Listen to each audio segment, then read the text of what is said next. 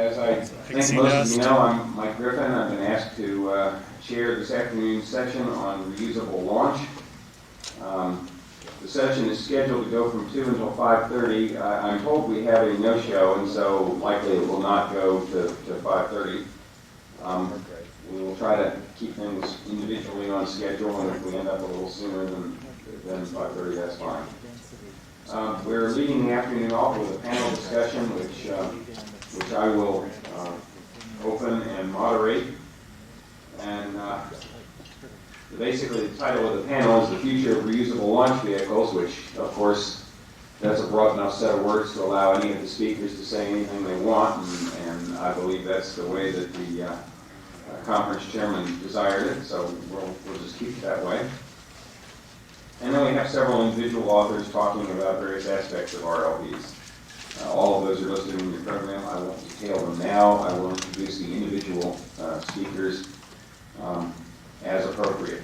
When we talk about the future of RLV, the thing that strikes me, and I would raise my hand and claim to have been part of the mafia, which has been studying this for at least 10 years, and looking for better ways to do things. Because, while I think we heard very eloquently from John Young as regards the history and capability and the debt that we owe to the space shuttle and its designers, I think there's simply no ignoring the fact that it is a first generation, partially reusable RLV. It's really a PRLV, and it's a first generation.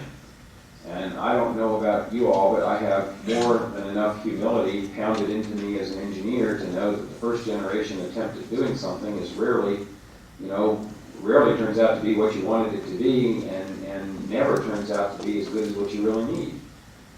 We as human beings often don't have enough appropriate humility about the quality of our endeavors, but I think there's simply no getting away from the fact that a vehicle which flies 6-8 times a year at most, and if you take the total program cost of several $billion a year and divide by the number of flights it makes, there's no escaping the fact that it costs us close to $500 million a year in aggregate to fly every shuttle mission. It does a lot, but it costs a lot, and it doesn't fly as often as we need if our real goal is to put lights on the moon at night. So we need something more, and even the next generation will undoubtedly be found to be inadequate, and we'll need more beyond that. There's no real stopping point. So what prevents us from doing it? Again, having analyzed all this as much as is reasonable for a human to do, I would offer the following not so very learned sounding conclusion. It's really the money. And that's probably not a surprise to people, but it's a little bit more subtle than you would think just from that statement. We've just gone through a period of the last several years with official government policy coming out of NASA headquarters being that industry was going to step up to the plate and at least co-fund with government the development costs for an RLV. And that was the mantra behind the X-33 and X-34 programs. The two, of course, differed in scale size by an order of magnitude, but both, I think, were important technical or potentially important technical contributors to the problem. Neither have flown, neither are likely to fly. They fell apart on the budget shoals, but also, I think, upon the collapsing of the argument that industry was going to be a significant contributor to the funding of the non-recurring engineering for a new RLV. I'll get to the, when I was first with DOD, I learned the old dictum, first tell them what you're going to tell them, then tell them, and then tell them what you just told them. What I'm going to tell you is that there's not enough flight activity, reasonable or possible, within an appropriate number of years for a new RLV ever to amortize the cost of developing one. I believe that is a business case which can fairly easily be made with nothing more than routine levels of algebra, and indeed that at least American industry has analyzed that business case and come to the same conclusion.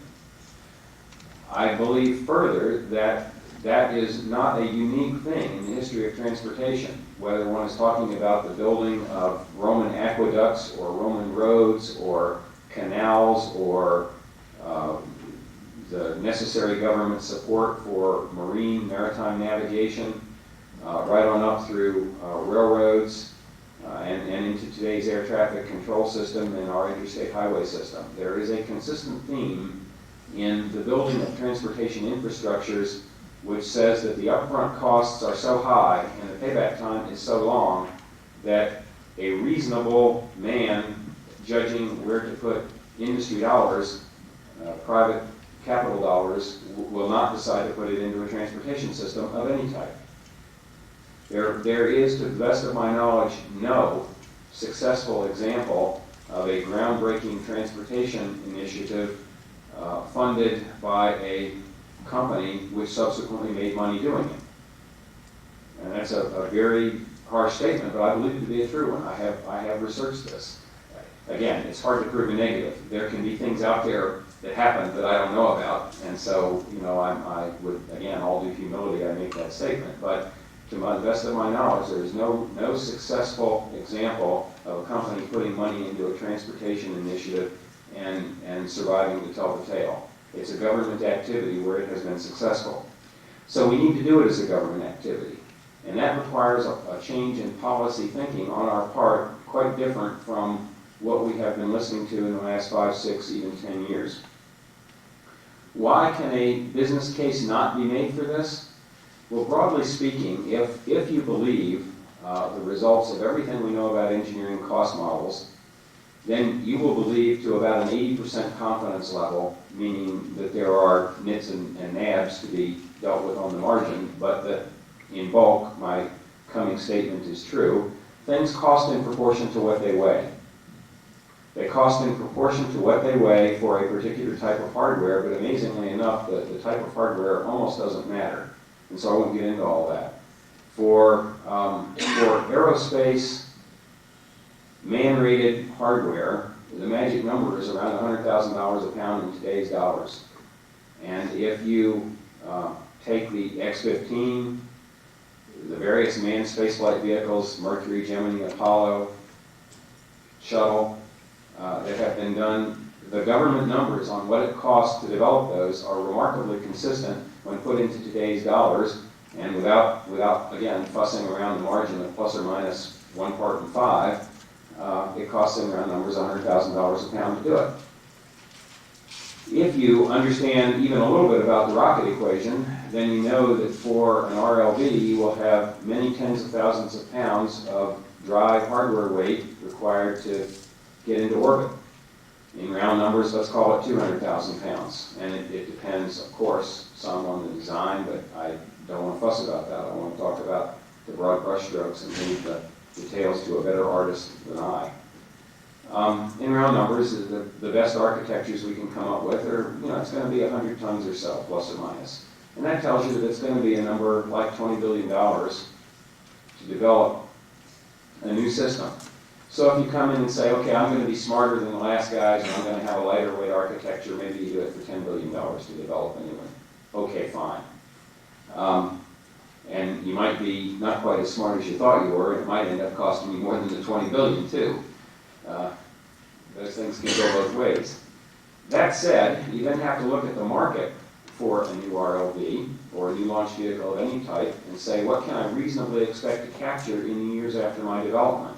And if you're very, very aggressive and you believe the high-end forecasts of launch requirements, even internationally, never just mind in the United States, you might talk yourself into believing that you would capture 20 launches a year with a new RLV system after you had fielded it and tested it and convinced people to put their payload on it. You might do that. That would be a very aggressive view in my opinion. It will certainly take 2 or 3 years for the developers of any such payloads to be ready to fly on your vehicle, and they will not do that until they are convinced that it exists.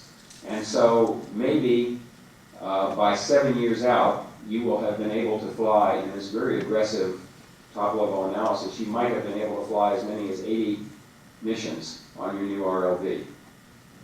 And 80 missions to amortize even at the low end, a number like $10 billion is just not enough. beyond 6 or 7 years, the time value of money equations tell you that whatever you're doing doesn't count to the original investors. The time value of money is such that a dollar invested now is worth 7 or 8 cents out 7 or 8 years from now. So anything you're going to do to amortize this RLV will have to be done within the first 6, 7, 8 years.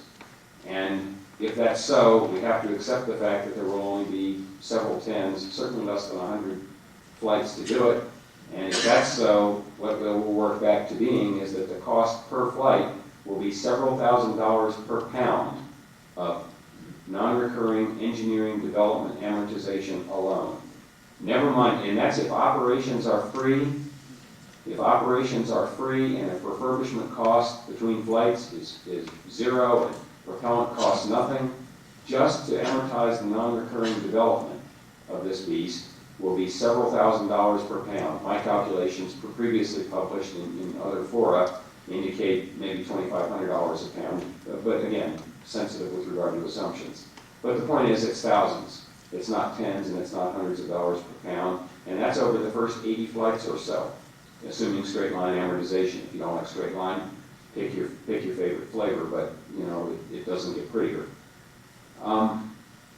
That means that in the near term, talk of a $1,000 a pound, $500 a pound, you name it, RLV can only be referred to as the marginal cost that we're trying to get per flight. The marginal cost, not the total cost where we have to amortize the development. When you add up the amortization of the development cost plus the marginal cost, you're into the $5,000, $6,000, $7,000, $8,000 range per pound, and that's right where we are with expendables. No businessman alive confronted with a choice of a highly risky investment in a new RLV system that for the foreseeable lifetime of his tenure in office gets him right back to the price he has to spend to get on an ELV today. No rational businessman will invest that kind of money. So I conclude that as a matter of policy, first of all, it should be required that government policymakers understand non-recurring engineering costs as well as the time value of money and the principles of risk versus rate of return on capital investment. However, that might be too much to request. However, until such people are captured as policymakers, I don't see us getting around this conundrum, which is that intelligent businessmen understand the argument I just made and will not fall prey to it, whereas government policymakers don't necessarily understand that argument and will not accept, and have not so far accepted, 40 years into the space business, the challenge of investing in space transportation infrastructure as has been done in our own past for similar things such as the rail system, air traffic control, and interstate highways, things with very high upfront costs, but with enormous payback as we sit here today in Albuquerque at the junction of I-25 and I-40. Until these things are understood, I think it will continue to be the money, stupid, that will prevent us from having an RLV and not the technology. I've probably slightly gone past I've used 15 minutes instead of my desired 10, and I apologize. It's now time for our next speaker. It will be Bob Schwanz from the Boeing Company. Dr. Schwanz is Director of Boeing's Integrated Space Transportation Effort and the Program Manager for the Space Launch Initiative at Boeing in the Advanced Space and Communications segment of the Phantom Works, now with Boeing Company. Formerly McDonnell Douglas, of course, Phantom Works. Prior to this assignment, he was Director of Vehicle Systems at the Phantom Works, managed the development of vehicle systems technologies and programs across 3 business units and many geographical sites. He's been Chief Engineer for the Rockwell Ranger 2000 aircraft, the Rockwell JPATS entry, and as well as the X-30 National Aerospace plane, and was Manager of Flight Controls for B-1B. He's got an extensive prior history of technical work at Wright Aeronautical Labs, has published over 40 papers, was previously General Chairman of AIAA's Atmospheric Flight Mechanics, as well as the Guidance and Control, Annual Guidance and Control Conference. He obtained his BS from the University of Minnesota, his master's from the University of Washington, and his PhD from the University of Cincinnati. Bob Schwanz. Well,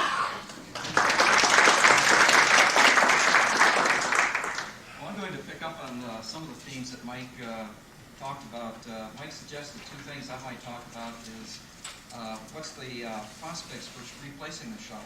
And Mike went into a little bit of that. Really what we have to realize here is the shuttle is a NASA product. NASA will decide how and when it's going to be replaced or upgraded.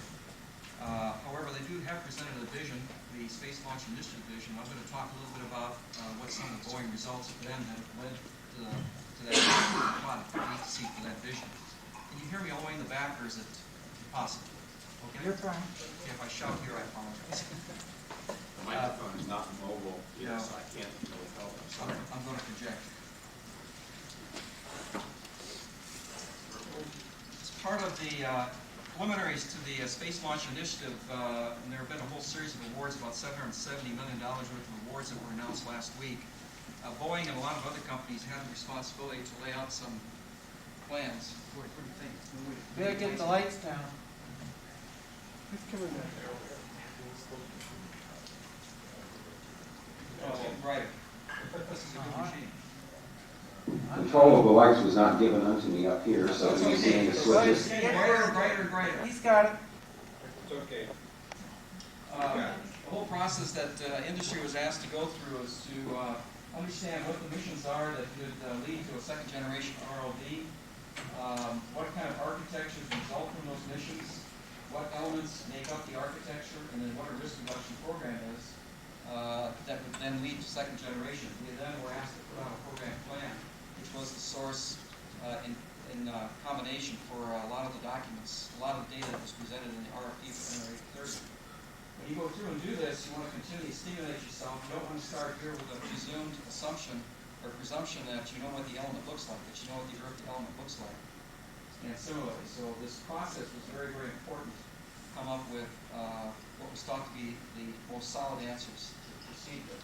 You also have to be very careful as you're doing assessment all the way along the way. And Boeing did assessment against 8 parameters: safety, reliability, cost, legal, regulatory, and programmatic, and convergence and business needs.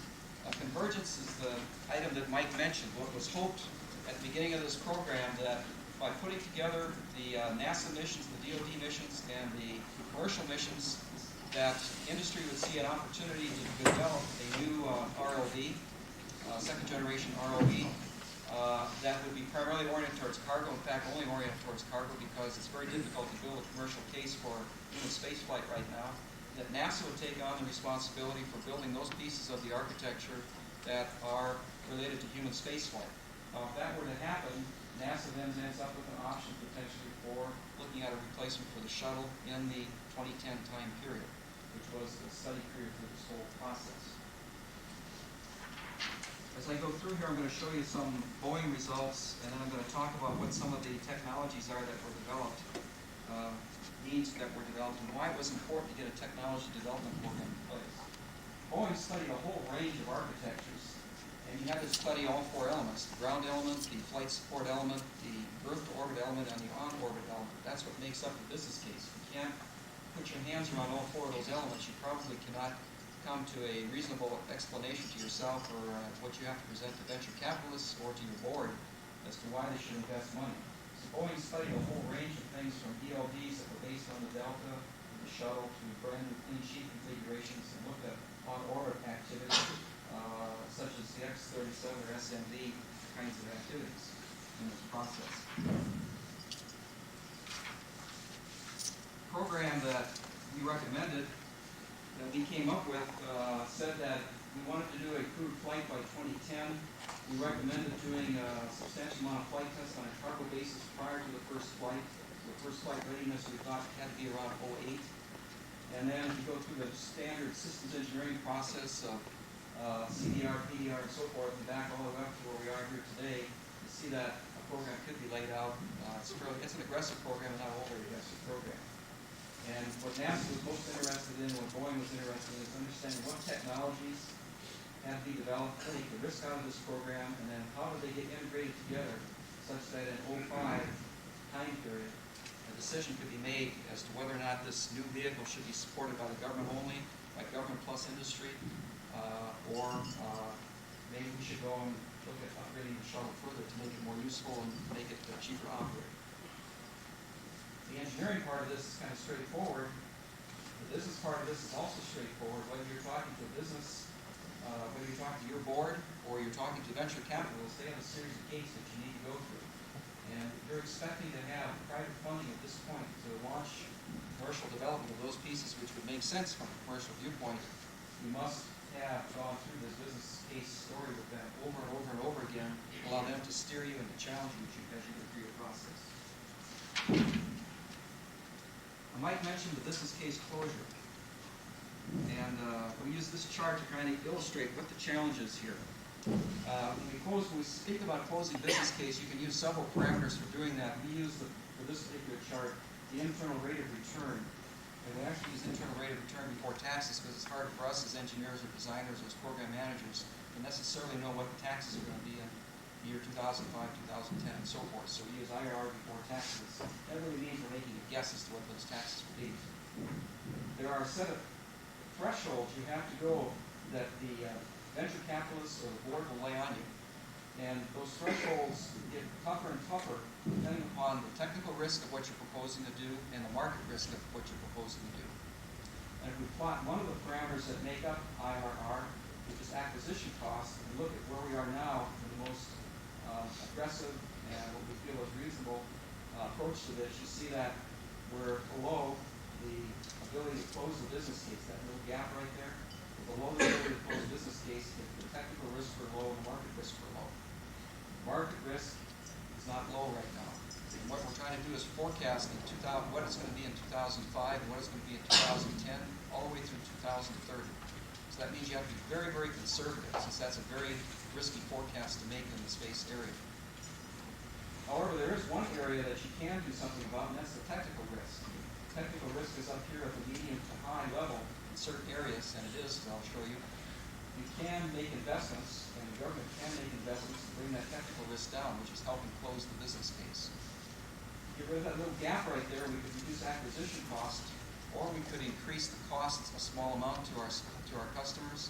We could find additional modest uses for space, which would create more launches, or we could work on acquisition costs, which is where it's plotted right here. So as you see, we're agreeing with what Mike said, that the business case is very difficult to close right now with the present scenarios that are there.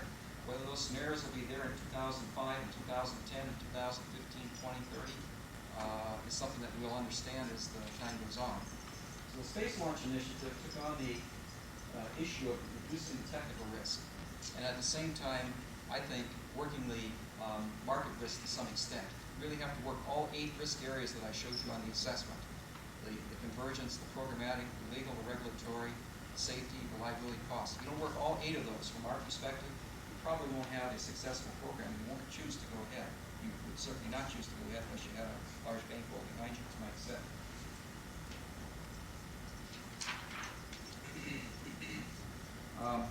As part of the activities that led up to this Space Launch Initiative, which currently in the budgets shows a budget line of about $4.5 to $4.8 billion from this period forward to about 2006. There were a set of technologies that were identified that were critical for going from first generation to second generation. I thought I'd just read off the main categories. I'm going to expand on one, which is the engine. The main propulsion system is probably the highest risk from a cost and safety and reliability viewpoint. The SSME engines that are on the shuttle are great engines. However, they have some failure modes in them that are probably very troublesome, and we do a lot of ground activity and a lot of flight activity to be sure that those engines are always operating just perfectly and robustly, and they're getting better and better as time goes on. But they're not good enough to get to the point that we could close a business case in second generation ROV. So a new second generation engine is very important. You need an engine that's like an engine on a transport airplane right now. When it fails, it just shuts itself off. It doesn't explode. It doesn't do something that is catastrophic. And that means substantial improvement in the reliability and substantial reduction in cost of using the engines, second generation engines. when we went through and studied it, we favor a two-stage orbit configuration for the Earth-to-orbit element. And the reasons for that is it's more robust than single stage, and it allows you not to get trapped into a point design which would not address how the market's going to shift in the next 10 years. We came up from our booster. We have a booster orbiter viewpoint. Our orbiter wants to be a LOX hydrogen vehicle because of the efficiency.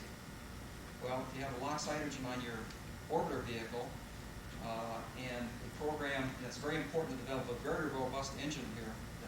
That's actually a pretty expensive technology program. There's probably only enough money in the program to develop one engine. So we're going to develop one engine. We want to also put that engine therefore on the booster part. So we have a common engine between orbiter and booster, and that means we generate more hours of reliability data every flight. So we're getting more and more confidence on these engines. Also, since we're using the taxpayers' money for this particular activity, we also want to be sure that some of the engines that we develop can be slid onto the shuttle, should that end up being an eventual fallout of what's happening here. So that's another constraint. So we want a LOX hydrogen engine for the orbiter. We probably have enough money to do one good engine, and that means a really well-developed engine. And we wanted to work on both the booster and the orbiter. And so we ended up with a single LOX hydrogen engine as a recommendation for the primary theme of the Space Launch Initiative from the Boeing perspective. Some other ones that we identified, and that also NASA has amalgamated with other contractors, are long life integrated structure, cryotankage. If you recall, the biggest problem we have to overcome is the cryotankage area. We'd like to have lightweight tanks. Composites are very attractive, but tanks of this size built out of composites are very difficult. That puts a baseline back to the metals. You can make this work on metals, however you're boosting up your dry weight and therefore your gross takeoff weights. Operations technologies are very important. That's where you can make the greatest savings in terms of ops costs, is to work the operations area. Very, very critical to work that very hard. And that, of course, can slide immediately into benefits to the shuttle program and into the ELV programs that the government's also sponsoring. Thermal protection system, IVHM. And then finally, it's very important to have a crew escape, because if we're going to have commercial convergence, meaning there's going to be a booster orbiter configuration that industry finds attractive, because we've closed the business case, and NASA would like to buy a ride on for its crewed flight to station wherever else they want to go, we have to have a good way of getting that crew escape activity requirements met. It's not a thing that industry is going to address. It's something that the government has to address, and it's probably one of the most important things for them to look at, and they are looking at it. What I just said is kind of a summary of what this Pareto chart shows. These are the technologies that were identified by the Boeing company, and we broke them up into about 10 areas per NASA's direction. So pretty much following the NRE 30 outline. And as you can see, no matter what you look at, this particular life cycle cost technology, we've looked at this from 8 or 10 different perspectives. The engine comes out at the top just about all the time. No matter what you do, you've got to come up with a better engine. And just to reemphasize that, this is a plot of loss of vehicle to the engines versus the total number of launch vehicles, the total number of engines on the launch vehicle stack at the beginning of the flight. Presently, we're down in this area right here with our engine clusters of 3, 4 engines. The existing engines can meet the requirements, barely meet the requirements in some cases. We want to be out here, and one of the reasons that we want to be out here is because we want to have engine out off the pad, maybe 2 engines out as we climb out, so that we can always return our vehicle, so we don't have an explosion from the engine. And what that really means is that the existing engines, even if we derate them, can't come close to meeting that design goal. So if you're showing this to a venture capitalist or a board member, they say, what are you going to do about that? You do not have a solution on your engines. So that's one of the reasons we said we have to have a solution. A new engine is much more reliable and much less costly than, say, an SSME back baseline that we have presently. That's kind of our insight as to what we think the probability and possibility is of replacing the shuttle when NASA so decides, and then what we think the technologies are that would be important here to both help us close the business case and facilitate either an improved shuttle, but hopefully a second generation ROV.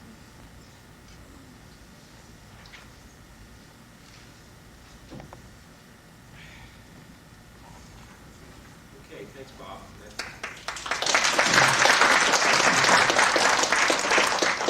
Thanks, Bob. That's, of course, substantially more analysis than anything I presented, so that certainly helps to see some charts.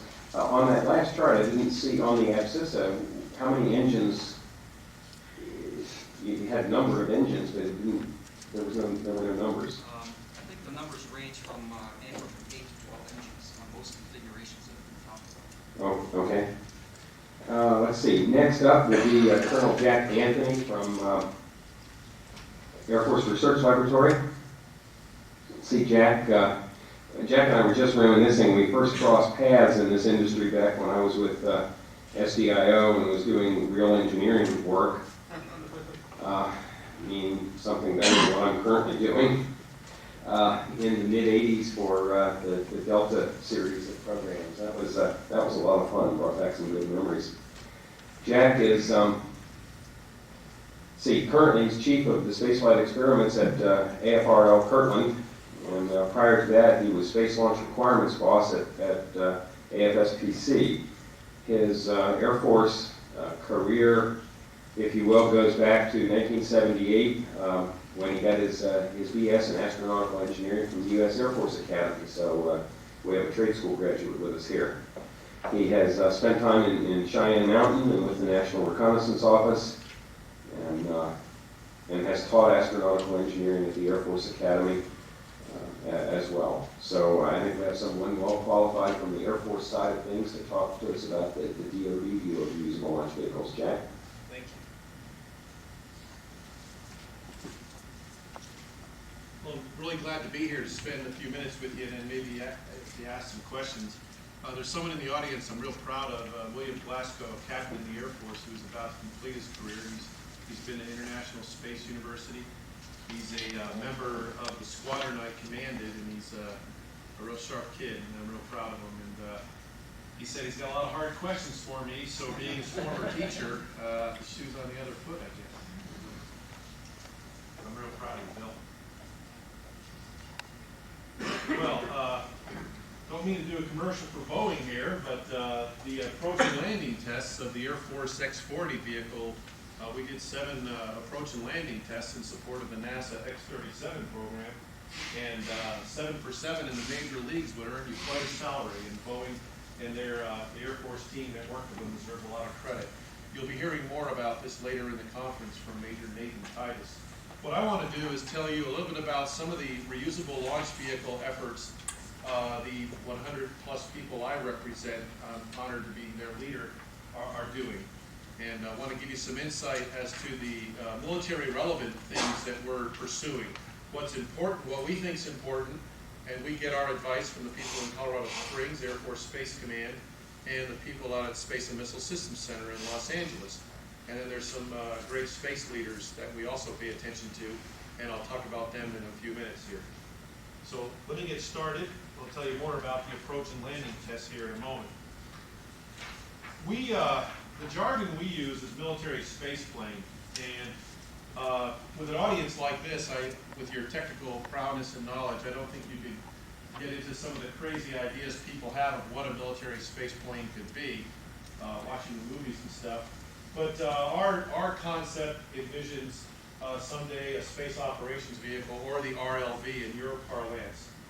The upper stage portion envisioned is a possible space maneuver vehicle concept, and many of the big companies, including Boeing and Lockheed and Orbital, are involved with designing that, or a reusable upper stage, a non-reusable upper stage. The technology areas that are important to us are listed here, but I want to draw your attention quickly to the bottom. The kind of features that an RLV has that appeals to the military. On-demand space access. Captain Glasgow is the chief engineer of the GPS network up there at Space Command. They have on-orbit satellites that are doing quite well right now. But if a whole bunch conk out quickly, he has a problem. He gets into a launch on-demand scenario.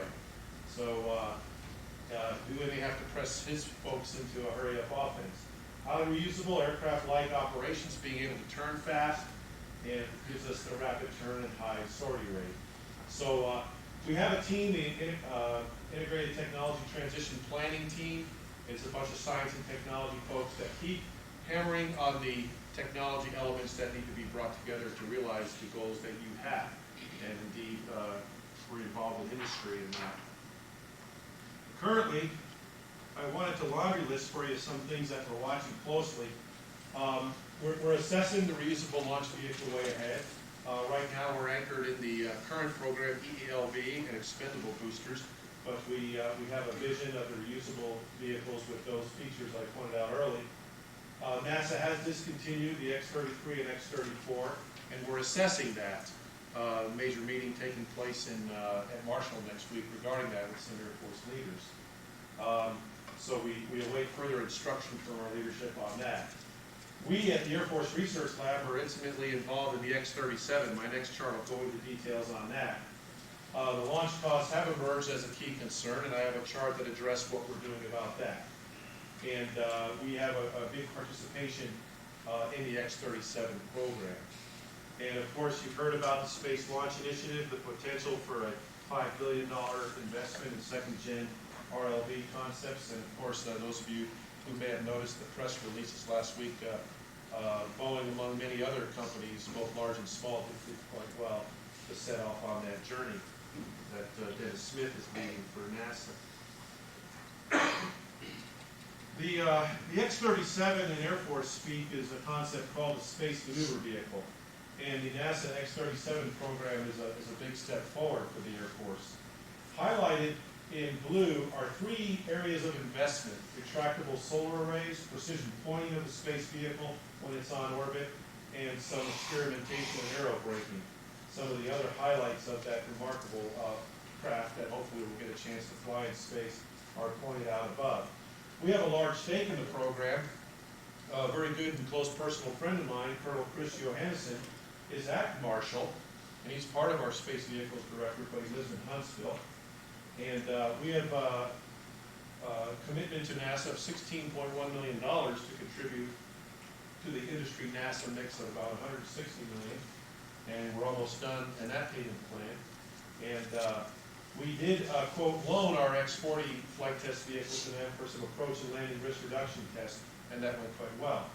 The Space and Missile Systems Center folks here at Kirtland, under the leadership of Major Pat Tom, went out and supported that activity at Edwards, and that was a pretty neat experience. X-37 is a key part of the Space Command vision to assess the utility of a space maneuver vehicle. Here's the few cool pictures of our approach and landing tests. 7 from a much greater altitude than our test in 1988 down at White Sands. And it was dropped from an Army Chinook helicopter, and things went quite well.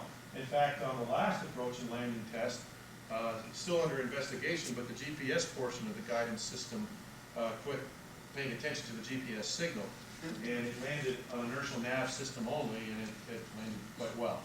There was no crew member in there, and it's relies on the inertial nav and GPS, so it was a pretty exciting opportunity. We don't know what the future of the vehicle is. Maybe we'll just give it to some school and have them cherish it as a piece of history. We are, the NASA X-37 effort is again, pretty important to us. But one area they are not fully investigating that we thought we'd pick up from is the use of development of an advanced reusable rocket engine, a small engine, if you will, for a space maneuver vehicle concept. We've awarded to the Aerojet company a chance to design and possibly build an engine that could be very suitable for a military type vehicle as the SNV. And here are some of the key features. And it is a hydrogen peroxide-based engine, and there's many technical issues that went into selecting that propellant, but Major Nathan Titus is going to tell you more about that later on in the conference. One thing, one of my mentors, General Mike Hamill, who was my boss when I worked up at Space Command, asked us to do last year, shortly before my being sent down here to hang out with the good people of Air Force Research Lab, is examine some options to give the X-37 its ride to space, but not in the space shuttle. It was envisioned that it would be taken into space by 2 space shuttle sorties, do the space portion and then re-enter and land at Edwards or Vandenberg.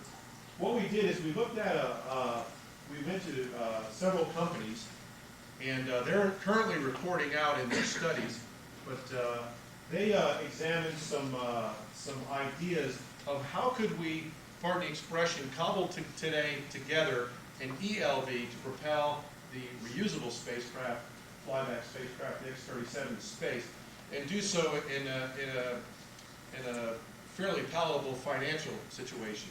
The Air Force envisions a SMB flight demonstration program, but the booster requirements for that was somewhat breaking the bank. So it was requested by my good friend General Hamill when he was Director of Requirements up there.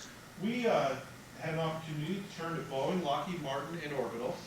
In fact, from Orbital, George Neal was involved, and he helped teach me to be a teacher, so I want to mention that.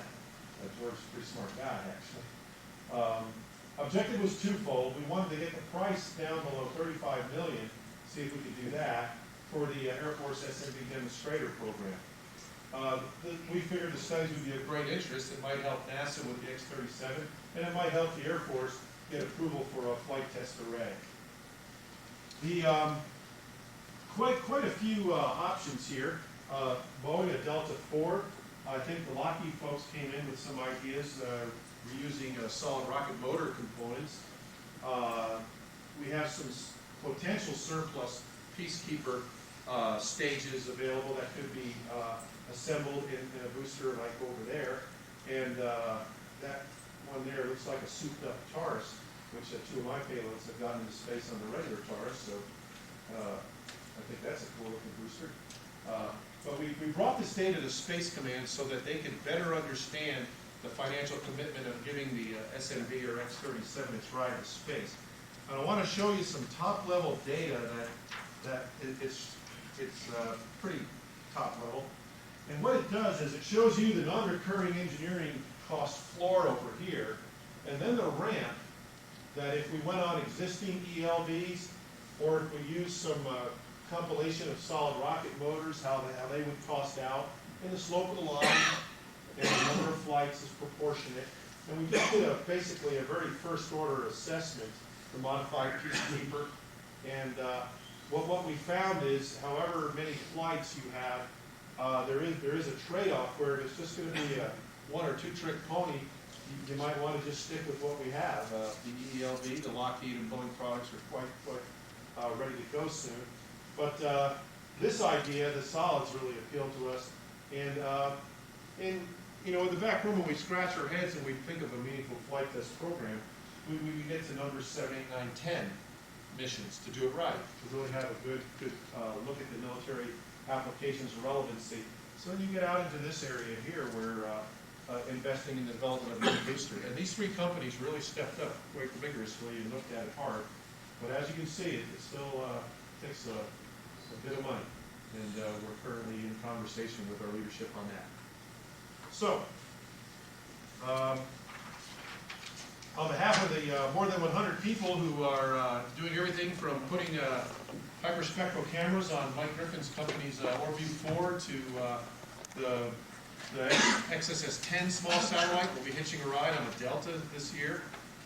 We've been doing some small experimental rocket launches out of White Sands on behalf of a small company in California called Microcosm. And we are even affiliated with a high school in Texas. I don't know if any of you are familiar with Professor Brett Williams of the Fredericksburg, Texas High School.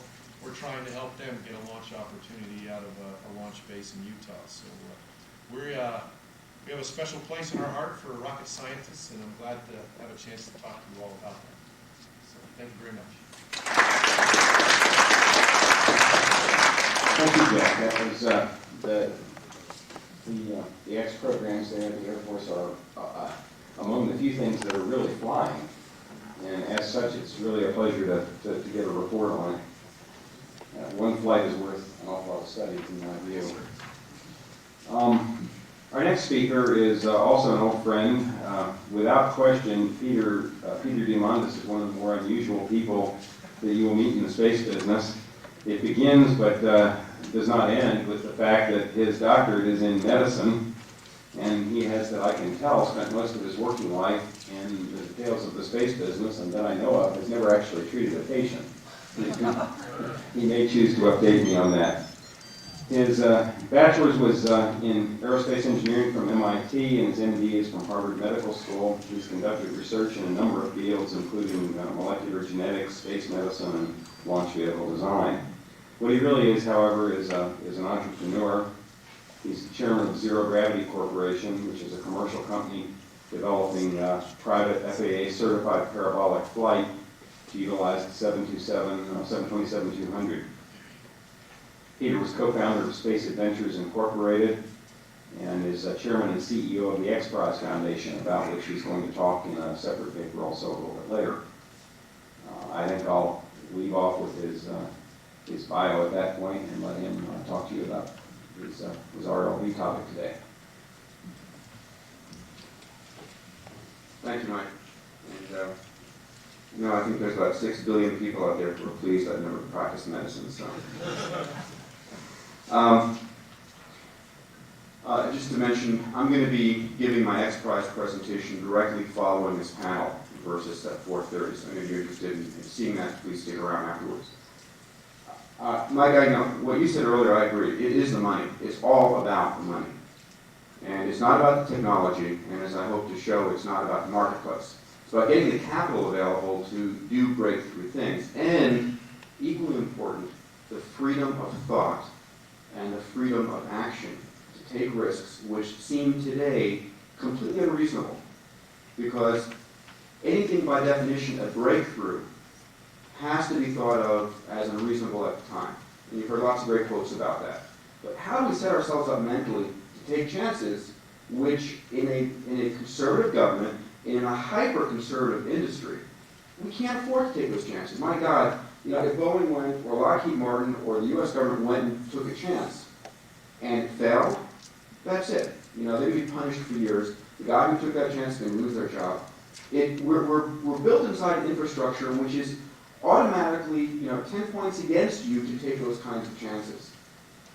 Now, there are solutions, but I would say that this is part of the culture that we grew up in the risk-fearing society that we currently have. So it's about the money, and what I've been thinking about for the last 6 years is where do we find alternate sources of money? Yes, it could be the government, and I hope for God that the government invests billions and billions into this. But concern is that we're living in a government structure today that has a hard time with multi-year funding, as we can see in the X-33 and X-34 programs. So even if the desire is here today, there's no way you can know that the desire is going to be there 3 or 4 years from now. It isn't like it was in the 60s where we committed to a decade-long program, because that's what it takes. And we just don't have that today. So there needs to be alternate solutions. So I'm here today to say I can't trust the government to do it, and we need to have alternate mechanisms that will enable that. Harvard, if you would, the first one. So what does RLV need to do? The goals are obviously safety, low cost, and regular frequent access. It does no good if you've got something that's safe and low cost, but you only get it once a year. So the question really is, how do we get there? Next one, please, Mark. We're trapped a little bit in a vicious cycle that all of you know to be true in one way or another. And there are lots of different ways to draw this, but to hit a few points. We have infrequent launches. It leads to very high costs of launch. And I know, Mike, I think you'd agree, it's a lousy business to be in. The margins are so thin right now. It really is. I mean, you might think of these, 10, 30, $100 million systems at a high. They're not. It's not a good business to be in today. So maybe think about going to launch vehicle business, see Mike or myself first.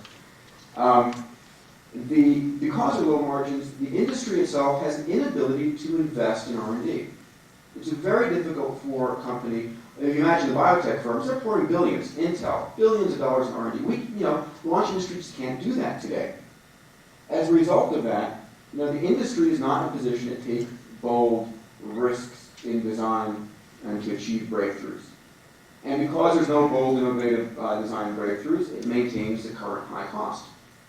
You end up then with a small marketplace, and the cycle continues. And today, the commercial market launches are around 30 a year. You know, if you had a really big market share, maybe it's 40, really big market share, you know, you might get 5 or 6 launches a year.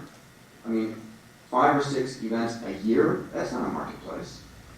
That's ridiculous to think about building a commercial market on 5 or 6 anything per year. Next one. So what do we need? The first is we need a market that demands high volume and frequent launches. Start next one. And I'm here to say that unless you guys in the industry are going to start thinking about people, you're missing the boat. Because I don't care how low the cost gets, they're just not going to be more than 100 launches of satellites per year in the near term. We've got to start thinking about self-loading, replicating payloads. They come with money, and those are called people. And we could imagine there an industry of thousands of launches, and then you start to really think about commercial. And there's just this inherent fear in the industry today to think about launching people, and I still don't get that, but we have to start thinking about how to get there. The second thing is we need an environment that allows and rewards risk and innovation, and there are different areas there. The one solution, you know, I'm selling here today, if you get the next one, is competitive races and prizes, and I'll speak afterwards more about the X Prize. But something that enables risk, allows risk, rewards you for taking risk because there's a big reward at the end. And the third bullet here, if you hit it, Barbara, is opportunity to make continuous incremental improvements. You know, if you imagine the Wright brothers early after they got into industry having to say, we need to build our first, you know, transatlantic vehicle, they just wouldn't do it. And I still think we're back at that stage. We're still, you know, really at the first early stages.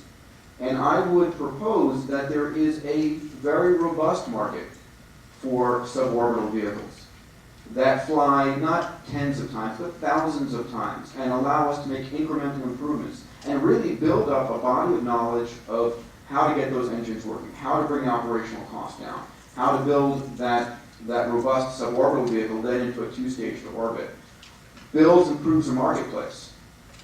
So this is one of the things that, you know, I put out there with the X Prize back 6 years ago, is let's forget about tourism to orbit. Let's start with tourism on suborbital vehicles, where there's a price, a safety. We're talking about, you know, Mach 5 instead of Mach 25, so we've got 5 times less velocity and 25 times less energy, so you're inherently safer. If you're going up to orbit for the first few days, you're motion sick. So, you know, on a 20-minute ride, at least into space, you're going to stop and not be motion sick and enjoy that experience. Next slide, please. And part of the notion of races and competitions it's a different source of money. It's a different flavor of money. It's not government, it's not commercial. It isn't like every ELD company going out to Wall Street and saying, well, you know, Iridium's going to give us 60 launches and Globalstar's going to give us 60 launches and so forth, and proving out their business plan. Here's a source of money that doesn't care about your IRR. That's something strange. So in the America's Cup, the typical ship, you know, spends $60 to $80 million in development costs, and it's a $0 cash prize. The average Formula One racing team spends $250 million per year. There's a lot of cash there. I'm flying off this afternoon to the Indy 500 races to meet with people there and learn more about that industry, because, you know, it's about $20 million.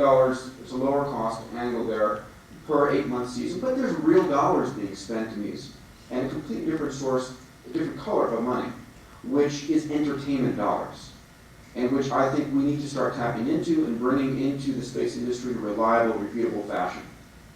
Next, please, Brian.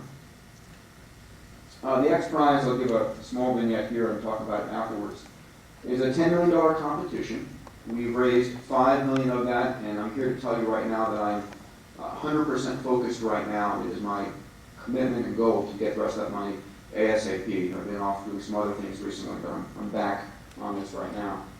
To get it privately, you know, to win the X Prize at $10 million is to be privately financed. Why? Because we don't want the government winning this with an open checkbook. We want people to scrounge and think innovative. How do we make this thing work cheaper? It has to be able to carry 3 people, because at the end of the day, we want this vehicle to be a commercially viable minimum capability, paying passenger, one pilot, 2 paying passengers, and autopilot, 3 paying passengers. The actual X Prize flights need only fly 1 person. We don't want them to force them to risk 3 lives. And they have to make 2 flights within a 2-week period of time, which is really about the operations dollars. You know, Tom Clancy was an X Prize event. He said, you know, NASA has an airlines with 22,000 employees, 4 airplanes, and makes 6 flights per year. And that's unfortunately what drives the cost. It's a huge standing army of people. So reducing the time between reflights is how many people can touch that is limited, and therefore drives a lower cost. Next, please. You know, there is a whole huge body of evidence for early prizes and competitions, hundreds, if not thousands, of prizes and races over the years. And there's some interesting lessons that come out of that. My favorite one is Lindbergh, which we modeled the Orteig Prize after. Here's Raymond Orteig, who puts up $25,000 in 1919 for the first person to fly nonstop between New York and Paris. Now, 9 people spent $400,000 to win a $25,000 prize. Right? Spent 16 times the prize amount. And in fact, the front runners, like Admiral Byrd, spent $100,000 to win that, but crashed on takeoff. And here comes Lindbergh, the underdog by far. In fact, the day before he flew, there was a New York Times letter to the editor saying, you know, Charles Lindbergh, please don't fly. You're going to set back aviation a decade if you go. And yet we know he became the most famous human on the planet and put forward the cause of aviation a decade then. But there were still 3 deaths on those 9 flight attempts. It was risky, but we look back today and thank those folks for taking that risk. So prizes have a huge way of commanding a new source of cash and a high multiplier. I'll go into more detail afterwards, but we now have 21 different teams registered from 5 countries competing for the X Prize. And most importantly, of those 21 teams, there really are almost 21 unique and novel approaches to the competition, which is really what I love about it. It's giving people a chance to try crazy ideas. Now, who knows whether they'll ever fly, whether they'll raise the capital to go, but my God, they should have the chance to try. So on the ROV side of the equation, to summarize, next my last chart here, is I would say we need to go, let's start from the bottom up on suborbital, let's look at new sources of capital, entertainment dollars, and let's allow people, create a community that allows out-of-the-box thinking and a little bit of risk-taking. Thank you.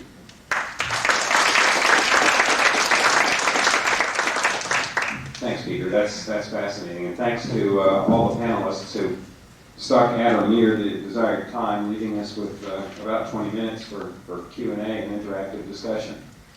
As Peter alluded to, by the way, of course, if you look at the schedule, there is a separate paper on the X Prize that Peter will be presenting right after this. We're taking that a bit out of sequence.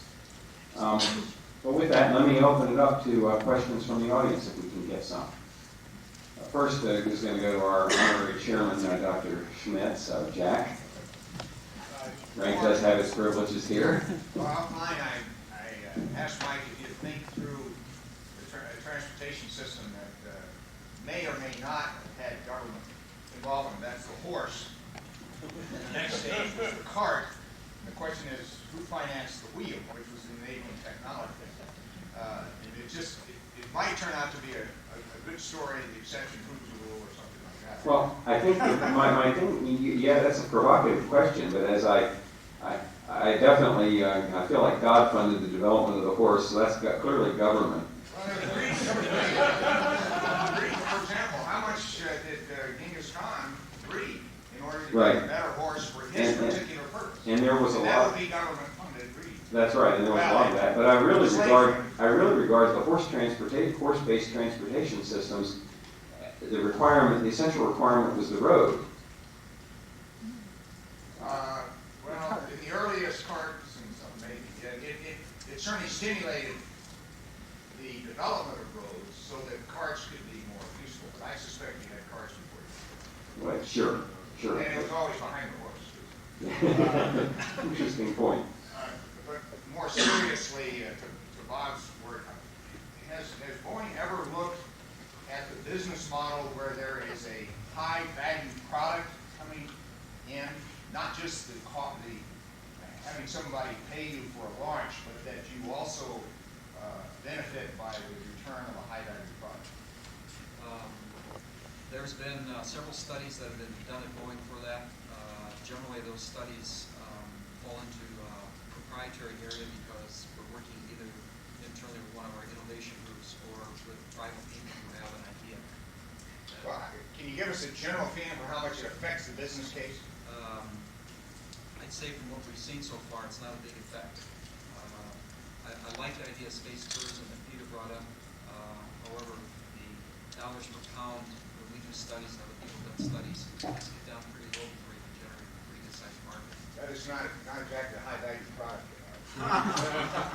And I guess, I don't know if that Okay, directly I answers your understand. question, but the idea of bringing stuff back from space is important because you'd like for every trip you go up there to bring something back that gives you some more revenue coming back. Well, what Right would now, be, you what can would only be revenue interesting to take it the other way, and that is try to find what the price of something, the value of something needs to be to make a significant impact on your business case. Yeah, that's the way to go at it. What is the, for a given desired rate of return, given the expenses that are required to put yourself in business, what does the product have to be worth per pound to justify the business case? On space operations is where you can make, you can master that, is where you can make an awful lot of money because you spent most of the money getting there, the acquisition money, most of it gets you to low Earth orbit, then you go from low Earth orbit to other places, it's relatively cheap. So that part of the problem is an intriguing problem. Lots of people are trying to figure out how to work that.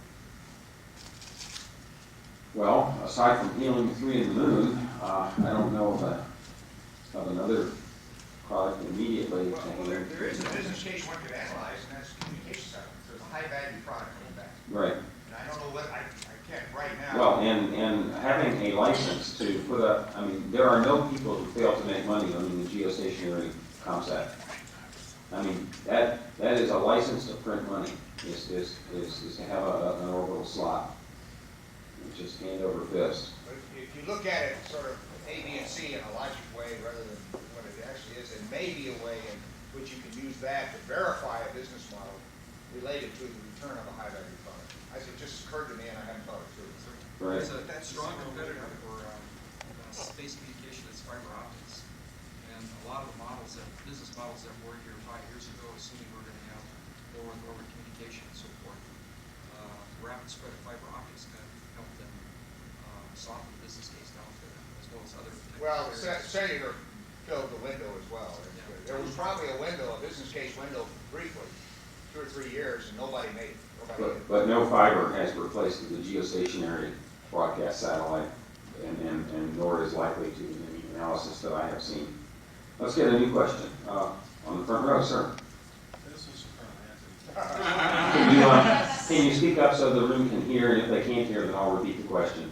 Sure, this is for Colonel Anthony. Sir, given that everyone has the right to be in space, I think it's at any given point, any given time, as long as no one else is there, does the military look forward to providing straight space traffic management services to everyone who's going to be in space, minus their adversaries, or would the military look for the commercial industry to fill a vacuum that really isn't there, but it might be because of debris, weather, or traffic, if it ever gets to that point, traffic? You allude to your thesis at the International Space University, which I proofread, and a nice piece of work. Bill, I can only speak on my experience base, having worked at Cheyenne Mountain, wondering, what else is out there we don't know about, and how to help the crew on the space shuttle handle any close conjunctions. But traffic management, right now the traffic cop is some guy named Isaac Newton, and things are going swimmingly but getting crowded. But the government, the Air Force, as the space agency of the military, calling the shots and dictating things that most vehicles probably couldn't do anyway, as in you're getting in my lane of traffic, move over. There's a lot that can't. Out of GEO, there's been a lot of situations with drifters drifting close, and we just let natural laws move them away. So despite having studied your thesis quite a bit, I don't think the Air Force is ready to get into that. We just know everything out there. They have situational awareness. If it is something bad or something hazardous to manned spaceflight or to our military operations, we give it extra attention. And presently, just awareness, we can't do much about it. Sure. Just as an interesting counterpoint to that, I'm DK Roberts, and I'm currently working with U.S. Space Command on space control issues. One of those is obviously space surveillance, situational awareness. Recently, General Everhart did make a statement that the FAA of space is alive and well, and lives in Colorado Springs. So I think if traffic control is not on the immediate horizon, which is one step, the closer step is potentially at least surveillance and providing that data widespread. Right. Well, The historically, military is beginning to step up to that. I guess that's where I'm heading now. most air traffic control policy, procedure, regulation, call it what you will, has arisen in stair-step fashion in response to accidents, highly publicized accidents. You know, in 1946, a Army Air Corps DC-3 pilot crashes into the top of the Empire State Building. After that, there's no more contact VFR flight over cities. You know, crashes over the Grand Canyon, you know, crashes into the mountains approaching Dulles. Most air traffic control policy has evolved in response to accidents. It would not surprise me if space traffic control policy evolved in the same way and for the same reasons. But we don't have it yet, and I don't see the Air Force raising its hand to assume that. No, you know, I've been appointed by General Ryan to run a space control study. I spent my week until today up in Colorado Springs.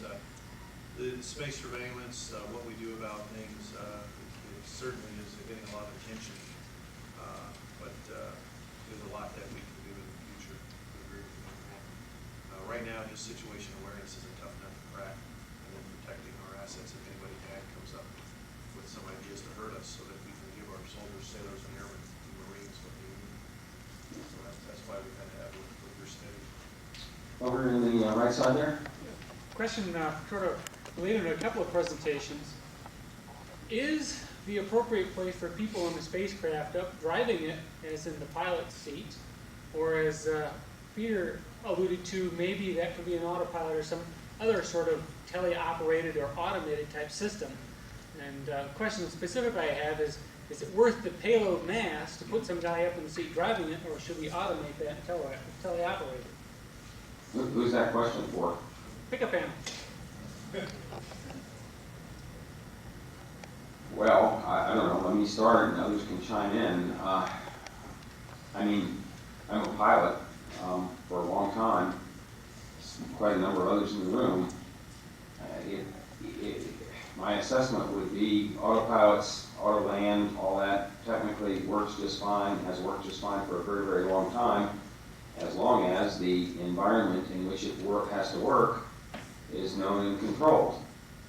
And you know, if you get into severe turbulence or things like that, the first thing that comes off is the autopilot for good and sound reason. There have been already in the 40 years of manned spaceflight quite a number of incidents requiring a person with a, shall I say, a broader range of allowable input, if a less precise range of desired output. But that sometimes that broad range of allowable input, it makes a difference in, you know, vehicle and mission survival and not. So my personal opinion would be autopilots are great when they work, and you need a human to turn them off sometimes, because the range of environmental situations gets outside of what the desired design input was for the autopilot. Yeah, sure. I want you to imagine one of the first space tourism flights. You're there with your wife, and you're walking towards the vehicle, and the pilot's there with you, and you're walking up, and it says you in first, and you get in, your wife gets in, and he's about to close the door on you, and you say, "Oh, where are you going?" He goes, "Well, I'm going to go down here and control you from the ground." I just don't think that would fly. Dr. Schmidt. Just a comment, it really depends on what level of reliability you want. So far, human beings add reliability to the system, at a cost, but they add reliability to the system. They also add confidence. too. I mean, there's a tangible issue of confidence of people who don't know how to fly in the vehicle getting into something that's. Well, broadly speaking, it's an example of the min-max principle. Humans tend to minimize the maximum allowable error. I mean, they don't give the most precise control. They don't give the best average performance. I have personally studied the average performance of human pilots on landing versus autoland. Trust me, the autoland beats the crap out of any human pilot you can name. However, the worst autoland excursion from the nominal is way bad compared to the worst, human performance from the nominal, and that's what it gets down to. Sir? These last few responses seem to be very much in the spirit of something my father said. He was a pilot, and he said he wants someone in the plane in control who has as much to lose if something goes wrong as the passengers do. Somebody out at the control tower does not. Yes. Comment over there on the left side. Yeah, comment on a question. In laying out the brutal numbers that you started with, I think you have left us with an extremely compelling case for irrationality in decision-making in getting where we need to go. Well, it's not irrationality viewed in my, and I didn't have time to comment on this, it's not irrational from a larger, broader view than the relatively narrow view of the duty of managers of capital to provide a return on investment to their stockholders. I mean, government looks, and properly so, looks at a broader venture. A private company would not have built the interstate highway system. Okay, it would not have made sense in the time horizon of any private company to do that. Does anyone argue that the United States is not better off for having done it? So it's not irrational. It requires rationality on a broader scale than is given to companies. So I'm sorry, continue. Right. My question is, though, and I guess I need to set it up with a comment as well. The problem that I see right now in society at all levels is not only risk averseness for yourself, but an unwillingness to allow anybody else to take risks on their own behalf. We have seen the argument made when Krista McAuliffe died, which I consider a terrible insult to her memory, that she really didn't know the risks she was taking. We saw the same thing with Tito. Oh, he can't possibly understand the risks that he's taking when he flies. And I just wonder if we're going to find ultimately that we can't break out of that, or if we still have enough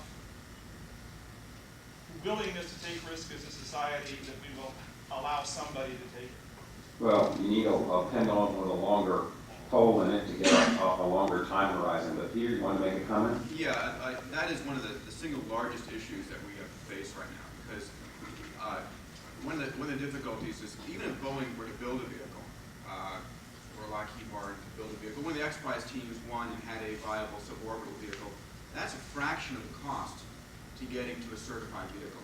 The typical certification costs of a commercial airplane are an order of tenfold your prototype development. So if you're spending, $10 to $50 million on building a suborbital X-Prize launcher, you may be spending hundreds of millions to try and certify under current certification regulations. Cessna today could not afford to certify the small aircraft like the Cessna 172 and so on that have been flying for years under today's certification guidelines. They just couldn't afford to do it. Exactly, and the question now is, why do we have to have these things certified? Well, you have, the FAA's rule of mindset today is that the average individual out there doesn't have the intelligence to make the judgment call themselves on getting on an airplane. I mean, it's being very, very, blunt here. We have to make sure every single airplane and carrier must be safe so that folks have common capabilities. Same sort of thing when a company goes public and a public SEC regulations, you require them to have full disclosure and so forth. There is a different way to look at this, which is to shift the burden of proof now from the launch vehicles to the individual. Just like in the SEC world, where you go Regulation D offering, where, hey, it may be very risky investment. Well, you and he agree. His question is, are we ever going to get to a society which allows what you're suggesting to happen? And the answer is, who knows? Who knows? Maybe not in the U.S. initially. My observation would be that the pendulum really does swing on these things. I once asked Max Piaget why it was that in the 60s they were allowed to do all the things they did. And he said, Mike, you have to understand, he said, my whole generation, everybody who lived basically got shot at in World War II and survived. He said, after that, nothing really scared us. And, yeah, I thought that was pretty interesting. Yeah, Bob? Just a little bit of different perspective on what you presented there is sometimes we regard the regulatory agencies like the FAA as a way of adding some insulation between a product and the person who's going to use it. It's not so much the FAA, I think, that you have to fear. Remember I said there's a legal regulatory thing you had to check? Well, it's the survivors of those people that took the chances and lost. You have more than enough lawyers to help them that will go after deep pocket companies. You don't need very much of that before you decide you don't want to be in that business. Yeah, that's what hurts Cessna. It's not the pilot that kills himself, it's the survivor. You have a pilot who flies into the side of a mountain, and his survivors sue the company because the seatbelts fail. Well, yeah, I guess at about 300 G's deceleration, the seatbelt would fail. No kidding. Jerry, you had a comment. This has been viewed in terms of the Western culture and our own culture. Clearly, we're in the technological lead now, but that may not last forever. Isn't it possible that another culture or civilization, science culture and so forth, would take a different view and then draw us out of this shell? I see it today, but that can't last forever. I certainly have held to that view. I mean, personally, I've remarked on a number of occasions that the United States will decide to do something in space again when the Chinese pose a threat. And the concern over individual human life among the Chinese is not a highly noted quality. One more comment, and then it's time to move on to the paper. So somebody who hasn't already said something, sir, back. Go on, Jerry. Looking at the numbers, doesn't it sound like the next generation technology that's going to make space commercialization is not going to come out of NASA or Boeing or the Air Force? Gee, that calls for a conclusion of the witness. I don't know. Anybody want to comment on that? I think NASA, they awarded 40 contracts or 22 contracts, and you see it awarded to large companies and small companies. They're after innovation and so forth. There's a lot of things besides technology that have to be solved. And the first thrust is to get after technology stuff. So I think they're trying to do that. And everybody could have put in their ideas for consideration. And I think quite a few people did. I mean, technology's neat, but I don't see technology being in the way of a second generation RLV. Other than engine, I think that's pretty challenging. I'm not sure I can agree with that. Maybe if you want to talk about a third or fourth generation, sure, but anyway. But Mike, just quickly, I hope that NASA and others will go back and remember truly what the NACA model of our research and technology development was. And if the launch initiative contracts are really in that spirit, then something may happen to build a technology base that small and large industry can go and use and compete with. Unfortunately, that has not been NASA's mentality for a long time, and so we don't see it. Well, it hasn't, not for a very long time. I mean, that's just a fact. I think that's something that could be changed politically, but has not been. NACA was a great model for getting that technology developed. That's where the aircraft industry came from. So, with that, that's our final comment on the panel session. I would now like to open it to the papers that we have.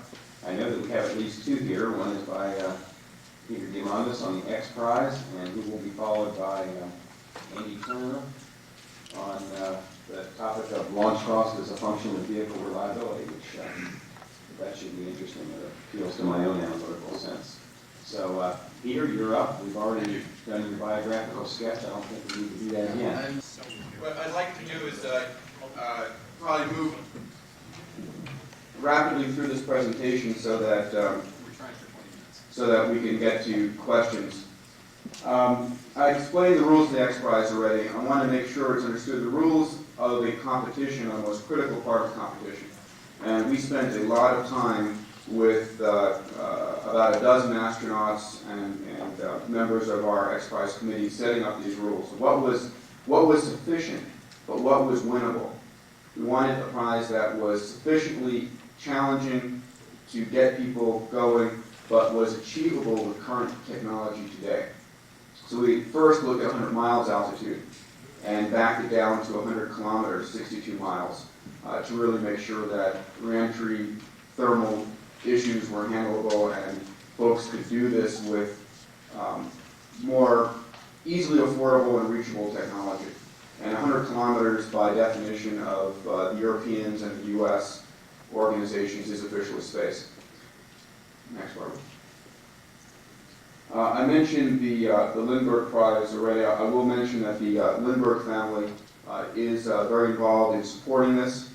Next year is the 6th anniversary of the Wright brothers flight. Eric Lindbergh, who's the grandson of Charles Lindbergh, is on our as a trustee of the organization, and we'll be having in about a month's time a major announcement about an activity next year involving Eric and the X Prize.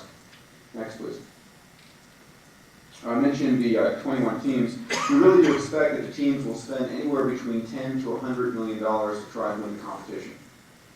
It's not unreasonable for someone to spend the amount of prize money as Lindbergh did going after the Ortiz Prize, and a factor of 10 is also not unreasonable given others. It's not the prize cash money by itself that's important. It's the fact that in getting the level of notoriety, the level of publicity, and I'm right now focusing on trying to make sure we have the most media attention to this possible. The hope is, the benign conspiracy here is that someone wins the X Prize competition, gets global recognition.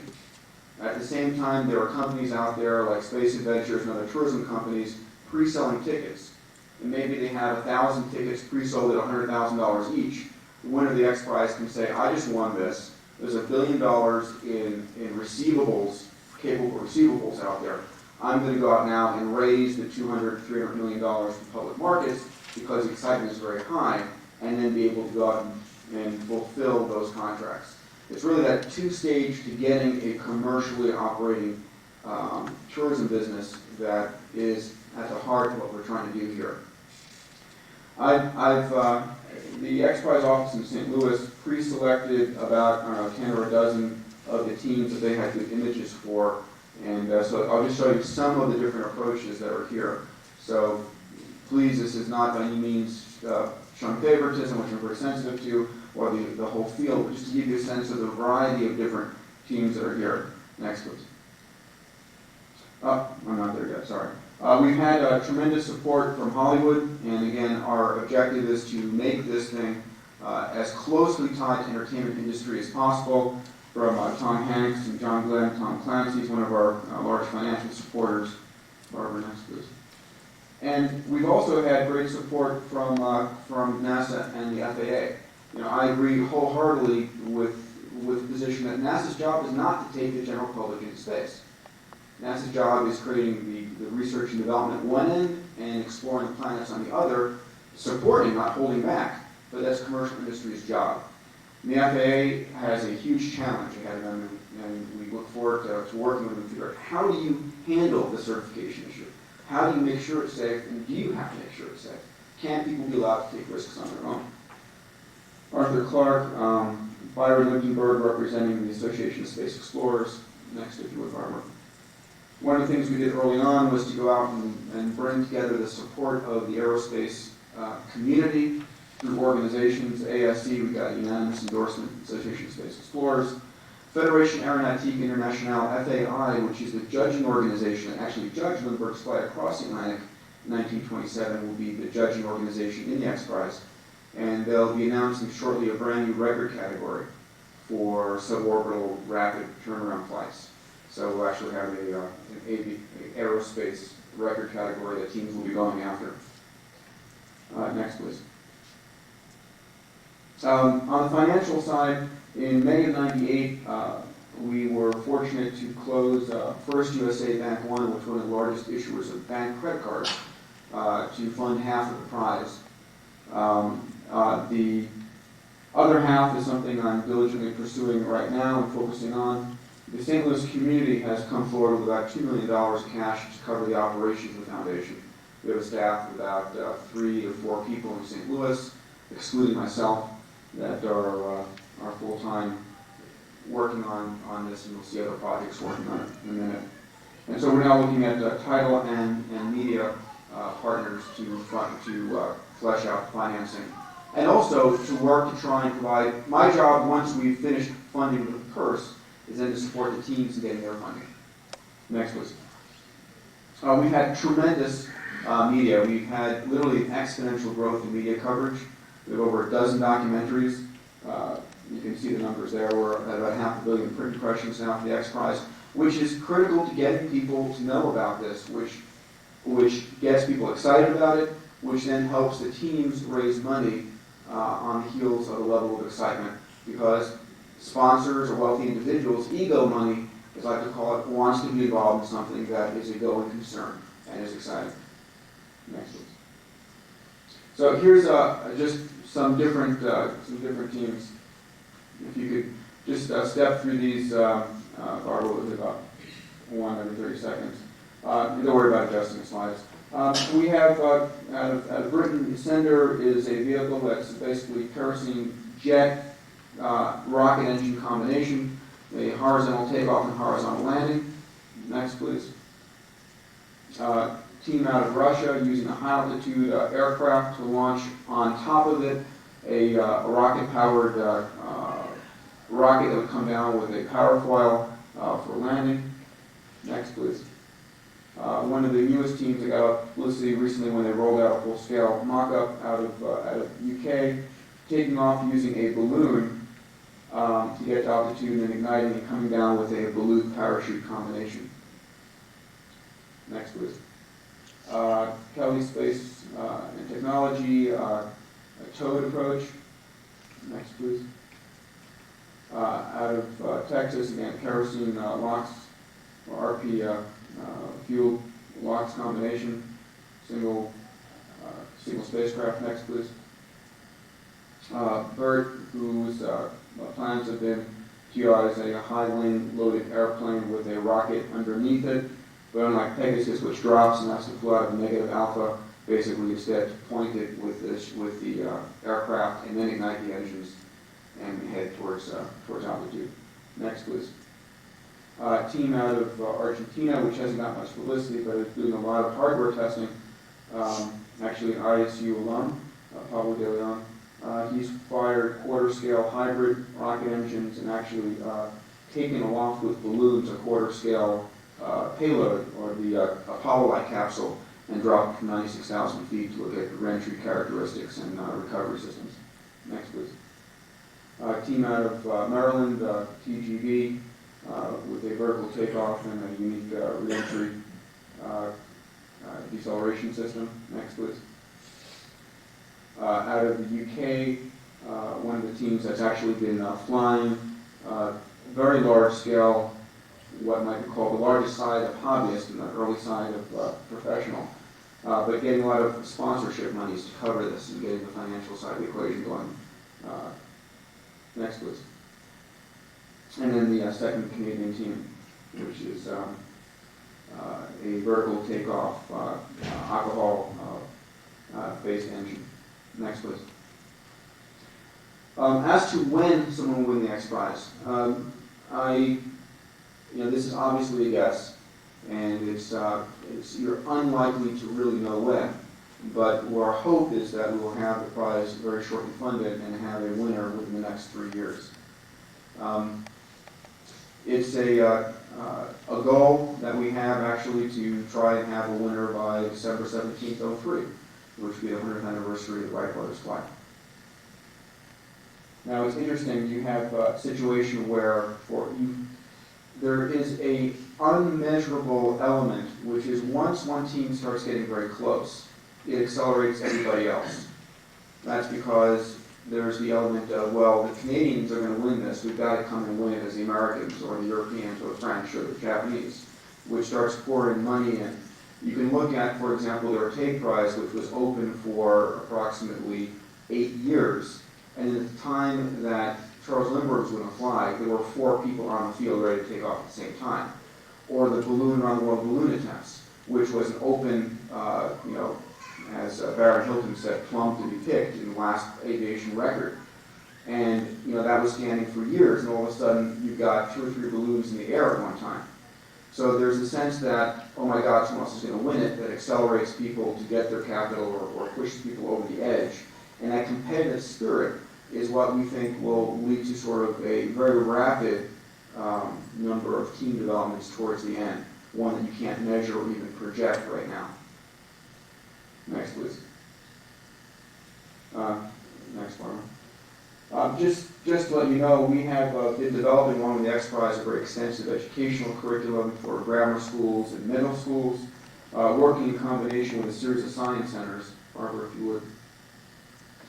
Specifically the St. Louis, Seattle, San Diego, and a few others I'm blanking on right now. But we developed something called the Eggs Prize, which is 5th to 7th grade curriculum, which is launching a raw egg with a water-powered rocket. And we've had thousands of kids building these things. You have to launch a rocket to 100 feet and do it twice and have the egg survive. But it's built with the Science Teachers Association and National Geographic Explorer, teaching kids about the idea of working as teams and safety and caring for human life and all of those elements. Next one, please. And it's been great. We've had, we've taken it to inner city schools and to prestigious science and technology schools, and it works equally well, and people get it, and it's a lot of fun.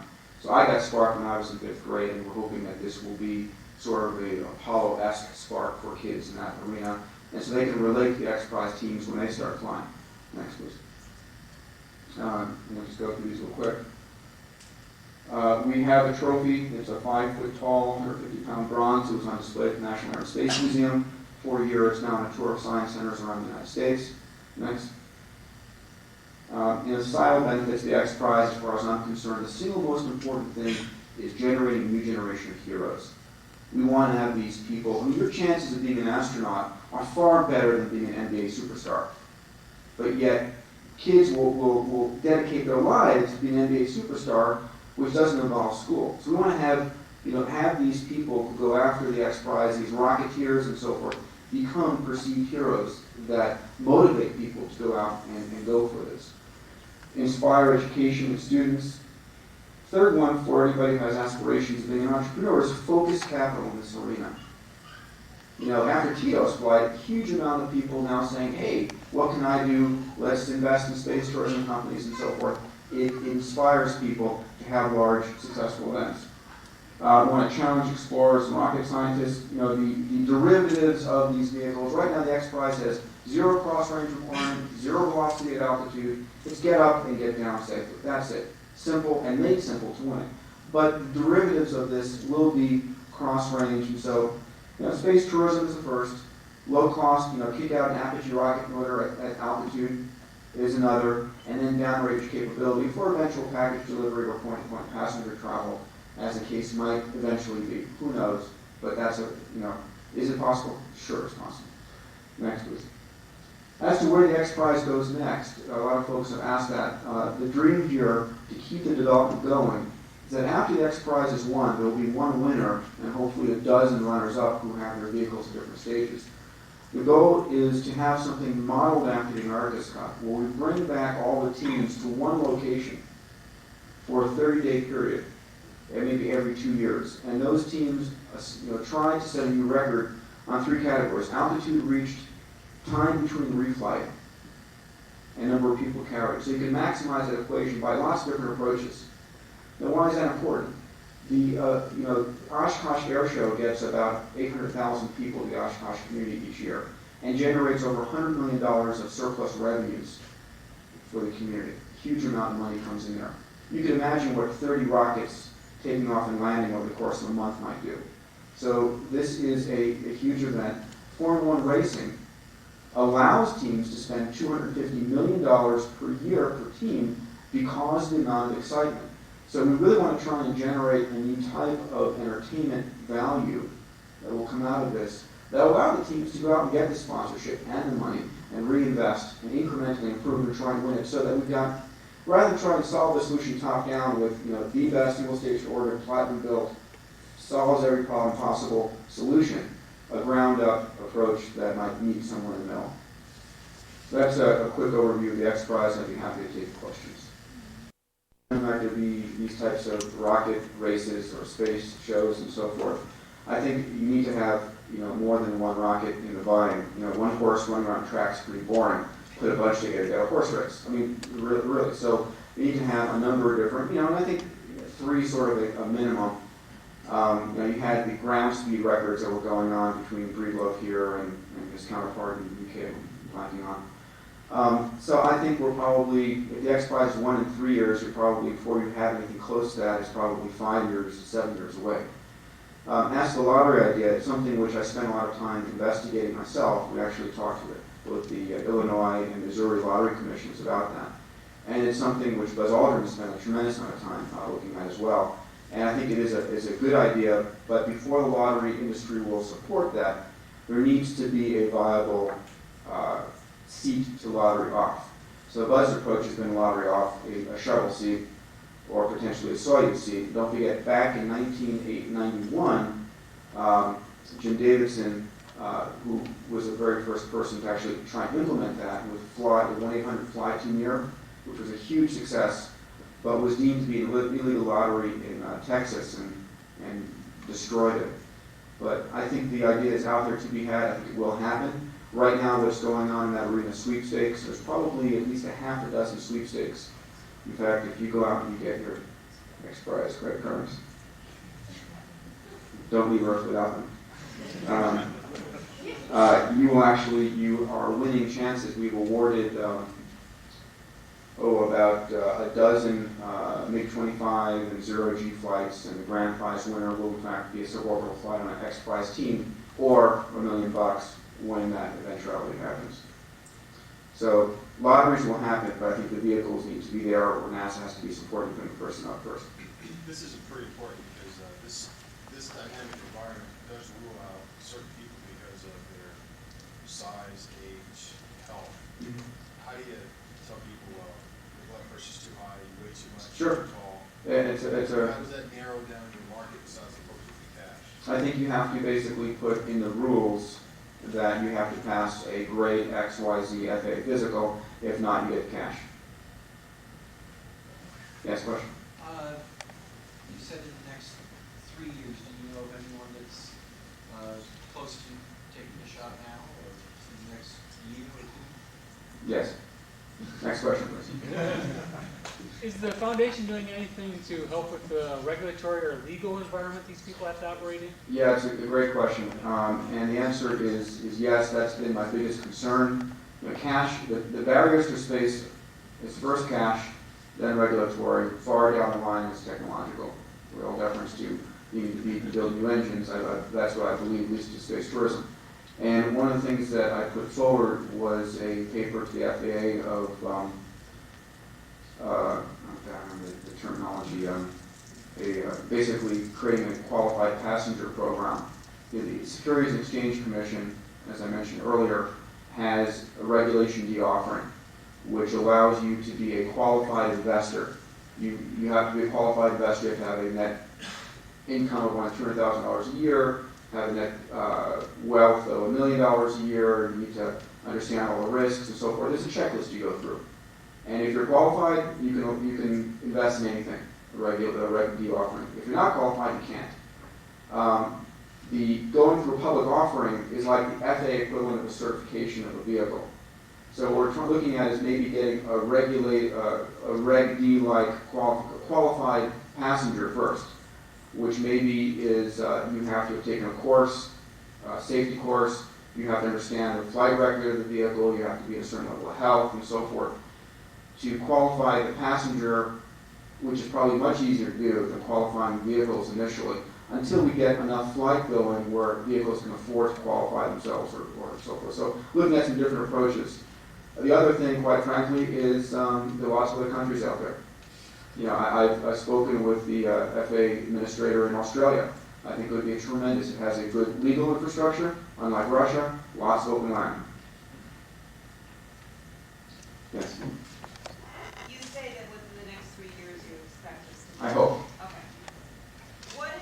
How are you communicating between the teams the progress being made? It's not our job. The media will take care of that. Is the media taking care of it? I think so. And I think it really will be sort of a very rapid incline as people start to know. Right now, you know, I would generally say about a third of the teams are doing real hard work in technological progress, have some capital. A third have a good idea, a good team, are struggling to get capital, and a third are past the registration process but are really need to get organized. Because if you really wanted it to move along aggressively, you would have that information after you said that would spur the activity along between the teams. You're right, but we have to be very careful about divulging information that's provided in confidence. So the media will do a damn good job of breaking those confidential. Why don't we make that the last question? I think that was a very good presentation. Thank you.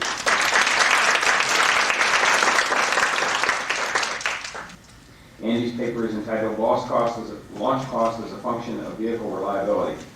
Andy is with Space Systems Morale in Palo Alto in the Orbit Dynamics section. Of course, the company builds and operates spacecraft in geosynchronous orbit and low Earth orbit. Andy's been with Morale for 20 years, and his most recent activity has been working on Global Star, both design and establishment phases of the program. So, Andy, it's your show. I'm planning on 20 minutes of discussion and 10 minutes of Q&A. Okay, I'm willing to take questions during my presentation. So that's fine. If anybody has a question as I'm going along, just raise your hand. I will take your question. I will try to remember to repeat the question, but I don't always remember to do that. So perhaps you can help me out there. If we need to. The other comment I'd like to make is if I'm about to answer that question on my next slide, I will reserve the right, and if you ask me during the presentation, I'll reserve the right to tell you that you're stealing my thunder, and I'll take it as part of my presentation. My co-author here is a lot better known than I am. It's Jim Wertz at Microcosm, who I was very happy and honored to work with on this paper. And he is one of the high muckamucks at Microcosm. His wife actually owns the company, so it's a woman-owned business. And they make some of the rockets that Colonel Anthony mentioned that they launch out there in their range. And without further ado, I'm just going to get into my material. What I did is I surveyed, or Jim and I surveyed the field of existing commercially available launch vehicles. Now, to qualify, I'm going to name them very shortly, but to qualify, it had to be a commercial vehicle, so that lets out Titan IV, for example. And it also had to have made at least 10 flights. At least its family had to have made 10 flights, so we could apply some statistics. Oh, I also just remembered something. I brought a number of copies of my paper, which I'm going to put right up here. Second while I pull them out, and maybe what I will also do is hand one over. Mike, you're welcome. So anybody who's interested can pick one up, and that paper will also gives the sources of my data, which I will tell you about verbally, but I didn't print them on the slides just to save some space. But anyway, the field of launch vehicles was examined in terms of specific cost, that is thousands of dollars per kilo, delivered to a reference orbit, which was 200 kilometers circular with 51.6 degrees inclination, which is the same inclination as the International Space Station. And it's, of course, lower than the International Space Station.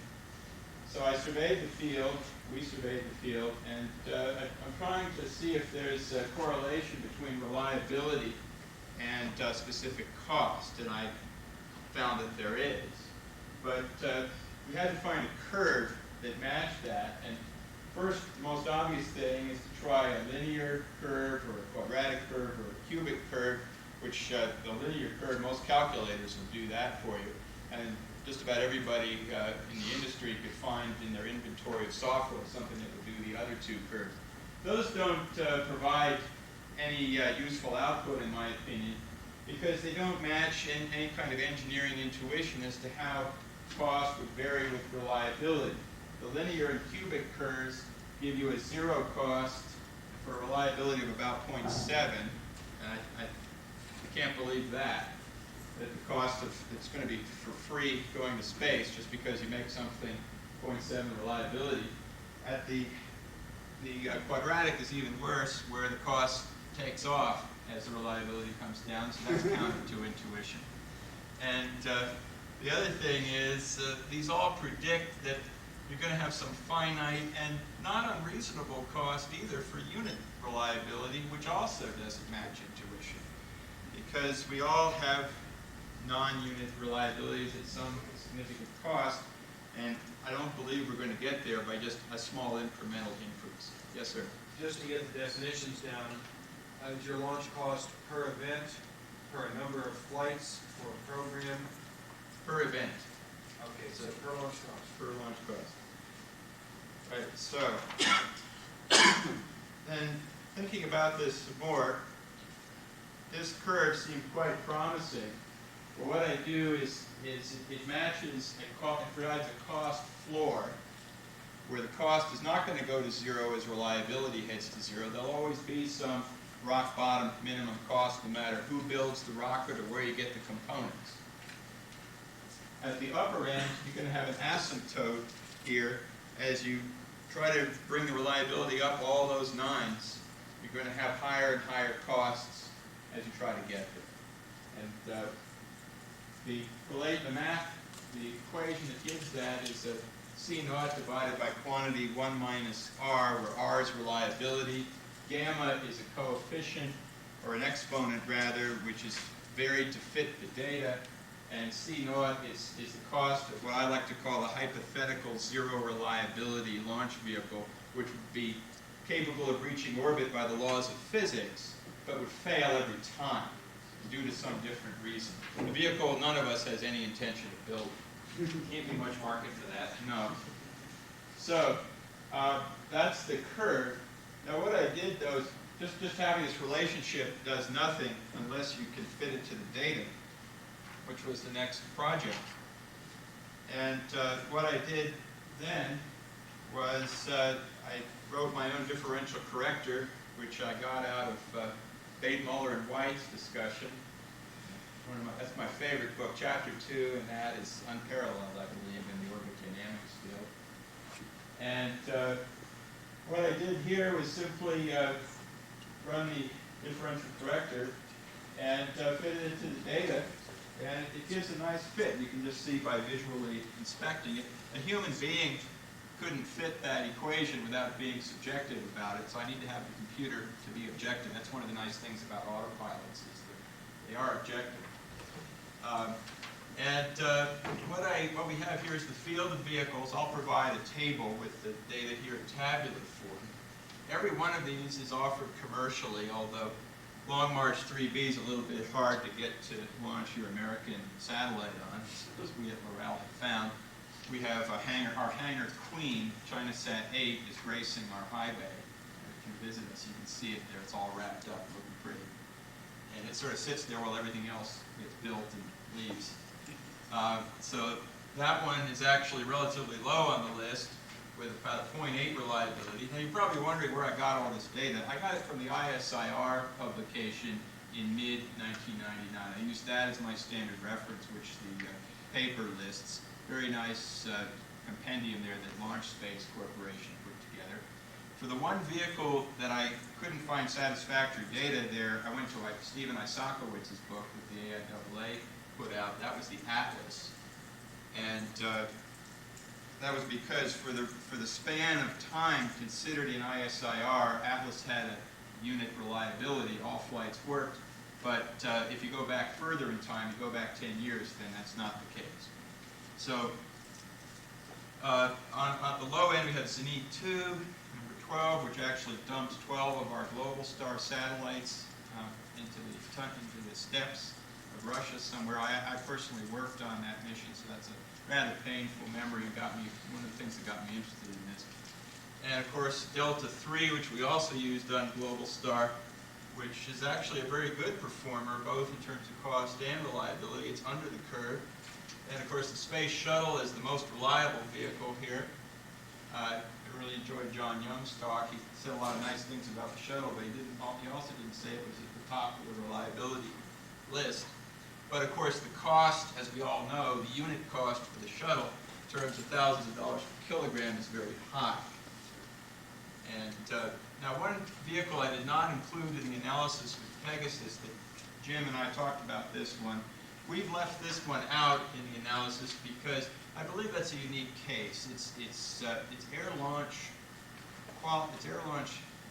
characteristics dramatically limit the size of the payload ferret on that. It's vastly smaller than the other launch vehicles in the field, and that's causing a constraint on the specific cost here, because then the thousands of dollars per kilogram number goes up very high with this constraint.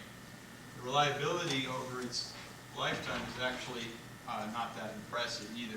And it's the only one in its class, and I look forward to Jim and I look forward to doing a paper in the future when other vehicles, like the one that Boeing is considering for air launch, and Coleman Aerospace, with whom I've had the pleasure of working, not as an employee, but when Loral was their subcontractor, the alternate access to stations that I worked on with them. They are working on an air launch capability as well. When there's a field of vehicles, then we'll know more, and we can try to wrap that into this analysis.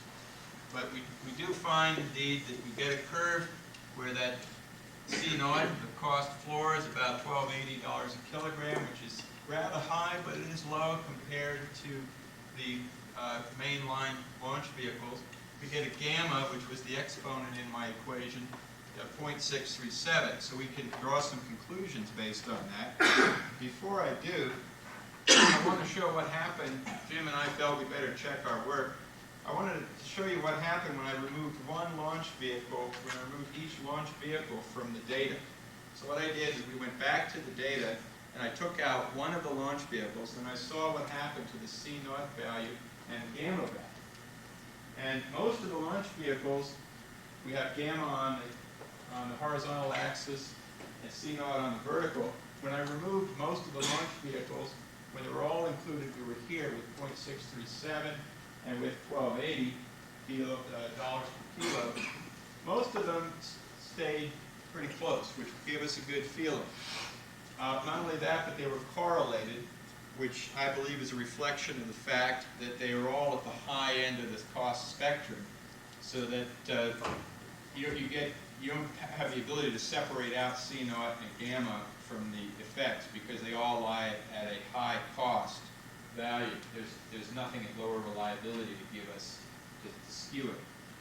Now, when I took out Atlas, that took us off that, which I have a feeling has something to do with the fact that we got Atlas from a different source of data, Isakowitz rather than MSIR. I believe there's something to do with that. Titan 2 pushed us the other way, but it's still relatively close.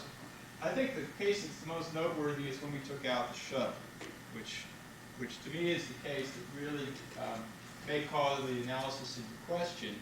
But I believe that's because the shuttle is the vehicle that's at the high end of the curve, and it's helping to define that high end. There are only a small number of vehicles at this high end, and they include, of course, besides the shuttle, we also have number 13, Estrella, and number 8, which is Soyuz U, which is my pleasure to say we used successfully on Global Star launches 6 times. Worked great for all of those. The point is, though, we don't have as much data at that end of the curve. Taking out one of the players has an effect, and if I take out all 3, it does a lot to restore the result back to where the group solution was. Now, those three are also ones that are interesting because there's human beings in there. Now, Soyuz, as we launched the Global Star, didn't have anybody in it, but Soyuz does have a man-rated version, which is what Dennis Tito flew on.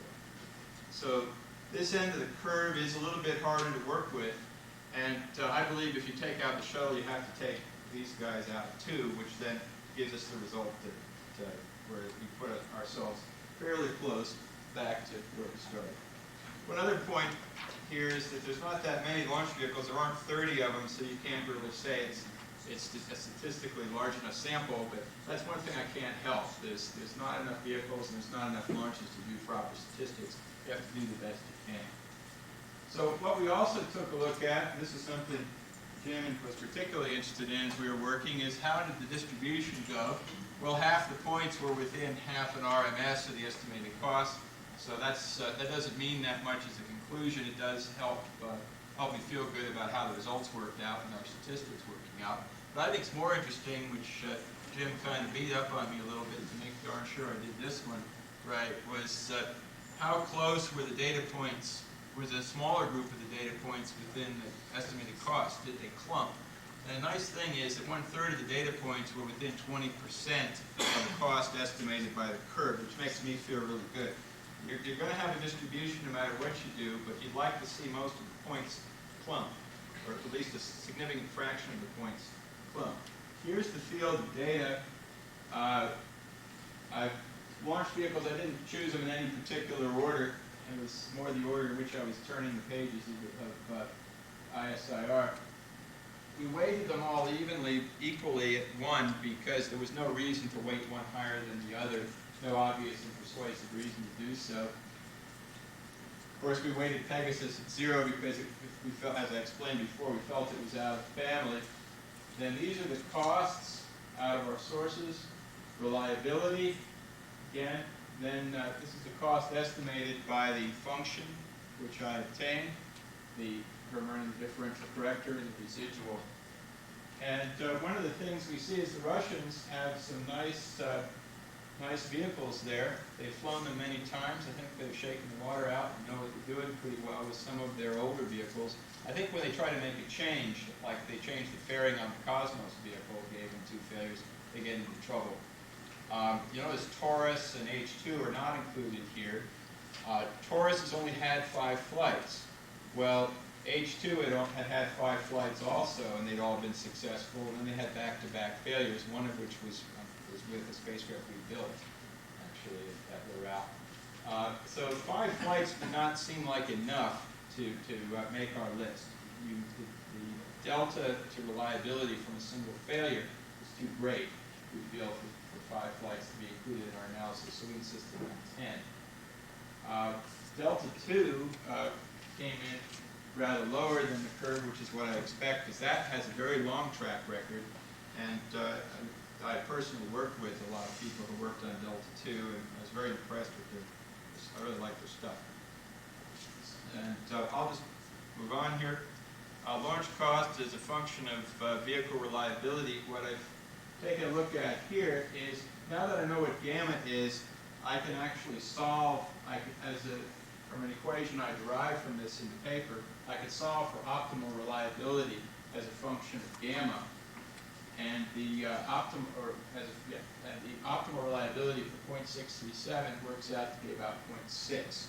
So that's an interesting result, that this leads you to a relative minimum in the cost for launching things to orbit. Now, the reliability is too low to launch people or anything like a complete commercial spacecraft, which would cost $100 million.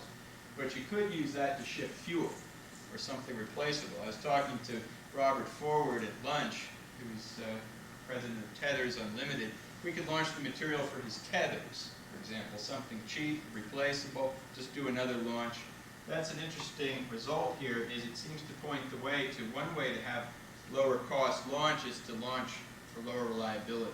Yes? I just want to add one more thing, too, you could be launching is supplies for an SSTO, basically servicing the SSTO on orbit, and remaining it to be recovered back on the Earth.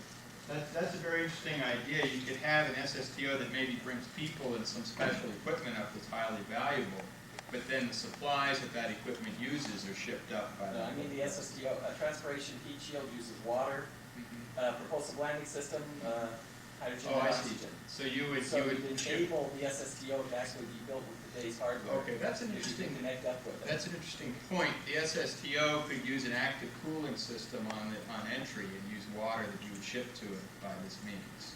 That's a very interesting point. Thank you for bringing that up. Yes, sir. And determining the reliability for a particular payload, is that assuming that the payload is destroyed, it's destroyed before it reaches orbital speeds? Because I would think that the damage at along any point where that lost payload will become debris might cause much more loss than loss of the payload itself. Well, the orbit we're trying for is 200 kilometers here in all data. So if you created debris at 200 kilometers, it wouldn't be up for maybe a week at most. I've looked at that case with some ephemeris generating software with an air drag perturbation terminal. So these launches would not contribute to the debris population, either the existing launch vehicles or any new launch vehicle. Okay, another thing I did is I went to the NASA website and I pulled off their NPD 8610.7, which specifies their category 1, 2, and 3 launch vehicles. And to get into any of those categories, you need to have a reliability of the order of 0.95. According to the equation, the results of the analysis I've done, you would be roughly at a factor of 3 cheaper than than a vehicle that had the 0.95 reliability to qualify here. So the optimal reliability working out here to be about 0.6 would yield about 1/3 the cost for that launch of the 0.95 vehicle. I also included a 0.98 vehicle here as well, that's about where you get with the highest commercial vehicle delta. That was the case too. You wind up being, instead of about a factor of 3, more like a factor of 4 cheaper here. Then one other thing that this implies, which may pertain to the SSTO question that was raised earlier, is what does this say about the high-end reliability? At the high end of which some people call ultra reliability, and I got that term from Dr. Stephen Hook, formerly of Aerospace Corporation, who gave a very nice paper on ultra reliability as a concept, where he defined it as being in the 0.99 range. Now, airliner reliability would be 0.99959. And what I did is I simply took the equation with the gamma exponent and the C0 term, and just looked at the relative cost for these vehicles, ultra reliability, an intermediate vehicle, and an airliner reliability, with respect to a vehicle with 0.99 reliability, which is the top end, that's the shuttle. And the 0.999 vehicle wound up being, for our value of gamma that we found, wound up being about 5 times more expensive than the shuttle, and the airliner wound up being about 80 times more expensive than the shuttle.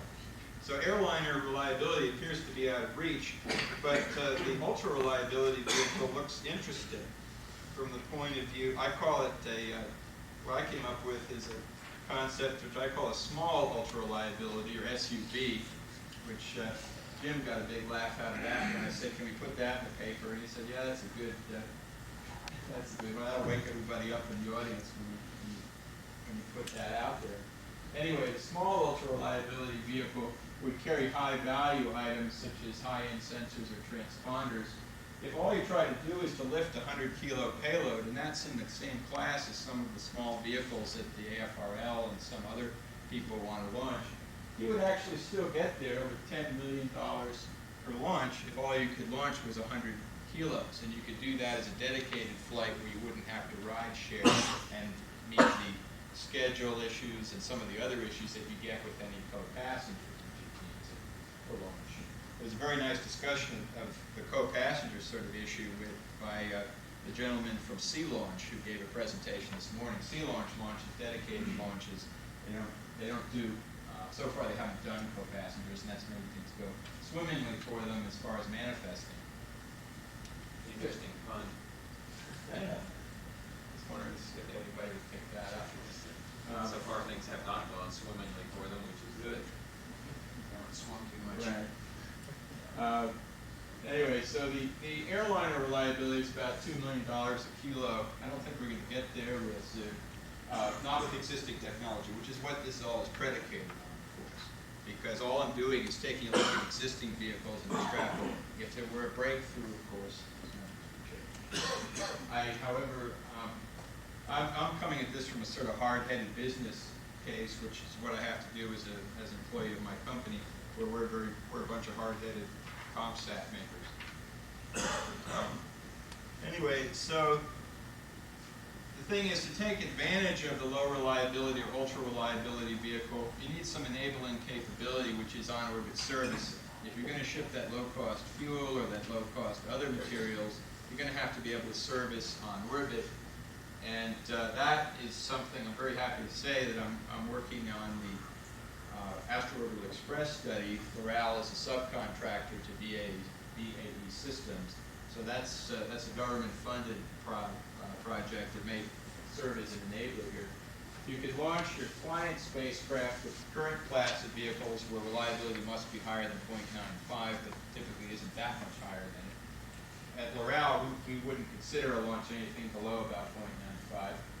Then we transfer the propellant or other consumable from a low-cost, low-reliability vehicle to the client spacecraft, which could also be the space station under the alternate access to station rubric.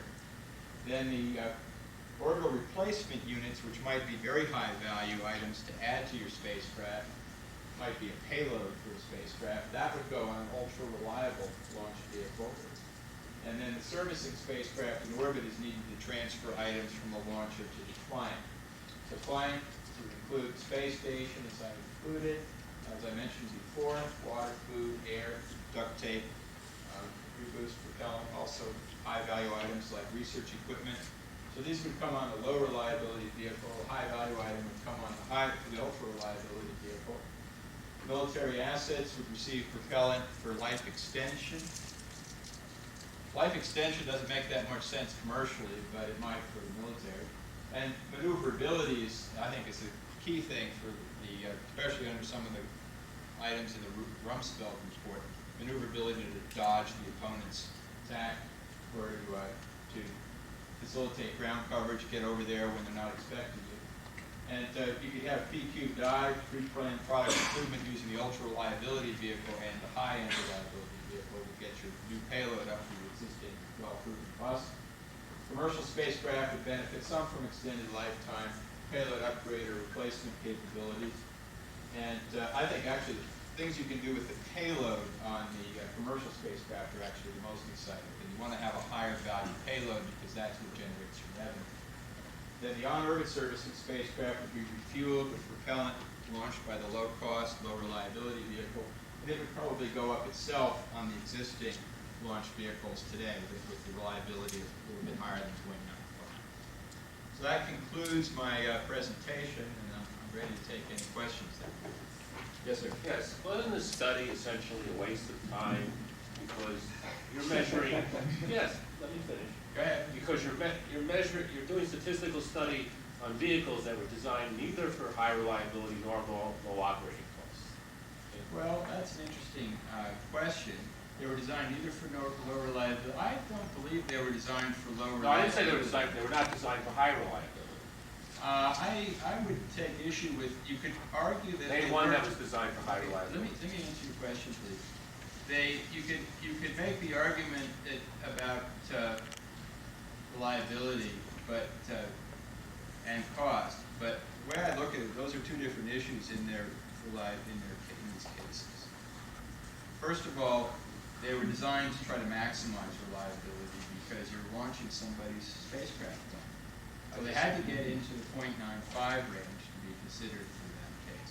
We at our company, see, I'm not a launch vehicle maker, I'm a commercial satellite side.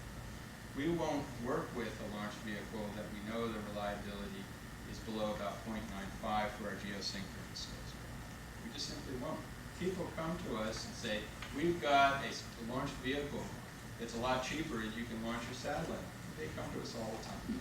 Now, the thing is, we say, well, what's your track record and how do you know what your reliability is? We want to see 0.95 reliability, which is what NASA talks about. So I would maintain, and if you look at the materials that the launch vehicle makers put out for advertising, they will talk to you at great length about all the pains they've taken to try to maximize them. So I don't know, and now you may... Do you think .95 is a good reliability goal for anything? I Did you would- fly on a plane that had a .95? That's a different question. Let me take it one step further and say I wouldn't let my daughter fly on that thing. Okay, but my daughter's not on the passenger list anyway. We have an unmanned spacecraft. We have insurance. .95 is, and the spacecraft, we don't want to see them lost. We really don't. We really, really don't. But the point is that there's a going rate of risk, there's actuarial tables, and the insurance. Well, I think the point is that you can close, you guys are a little bit talking cross purposes, so I'll moderate here. You can close a business case at .95 reliability on a launch and do it well, because as I remarked earlier, owning a slot in geostationary orbit is a license to print money. Okay, so you can tolerate a lot of inefficiency. The gentleman's point is that .95 reliability by conventional engineering standards in any other discipline that you would care to name, and I will allow you to pick, is an abysmally low reliability. I mean, a standard consumer in a conventional market will buy almost nothing at .95 reliability. Well, you'll pay a baseball player who has .3 reliability. So there are cases where a lower reliability will still make money.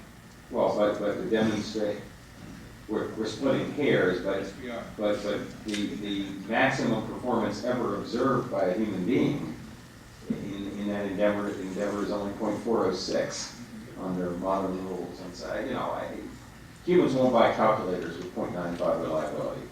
They just won't. But the point is that what the gentleman was asking is none of these vehicles are designed to minimize cost or to maximize reliability.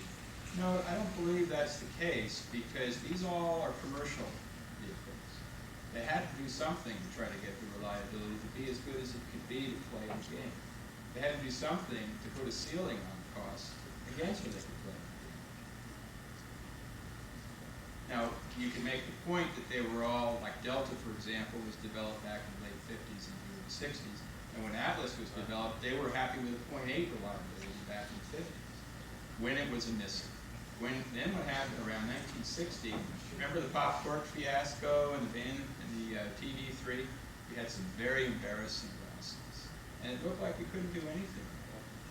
So just to finish on one comment, the Ariane 5, which is essentially a modern vehicle, okay, still you could consider not very reliable because they've got two solid rocket motors. If one of them doesn't light up on launch, you've lost the vehicle. Now, was that a sound decision in That's not a statement of reliability, that's a design choice. Do they light up? Yes, they do. That's your observed reliability. That's what you gotta go with. It's a design choice. I think that the second gentleman made a very helpful point there, is that what I've observed here is reliability that actually happened. This is from ISIR, which Launch Space Publications, which my friend Marshall Kaplan is the president of that organization. And what they do is they just go back and look at what happened. So I'm not talking about, when I show data here, I did make some projections into the future based on the past. But the past is all cases where there were reliabilities shown by how successful the vehicle was. Well, why don't we get off this and get one more new question, which we just about have time for. I think this was, though, a helpful progression. Okay. I appreciate it. Any other questions? The next Taurus, Mike and I have a big vested interest in it. Is 6 going to go okay? He doesn't know. I don't know. I believe in it. I've gone, I personally find that rocket to be good, and I've journeyed to space with some payloads that Colonel Irwin's people back there control. And so I'm looking forward to a good ride. Mike, you want to tell JR that? Thank you. We all are. We have a lot invested in that one. Well, I certainly hope it works. I hope everybody's launch is a success. But based on the past, there was a risk. But you don't know. No, I certainly don't. Some of the I would just observe that some of the reliability issues touch on what was just spoken of with regard to Ariane 5 and the design of the solids. There's observed reliability and you know, calculated or inherent reliability. There's also even a kind of a concept of a theoretical reliability. that could ever be achieved with a given technology. And the fact of the matter is that, for example, incorporating solid rocket motors in a launch vehicle design is going to give, if one is looking for the highest possible reliability, it should give you pause for thought. Because no one has ever demonstrated the ability to make solids, which they're very simple devices, will always fire. Every once in a while, one of the things simply detonates when it's lit up.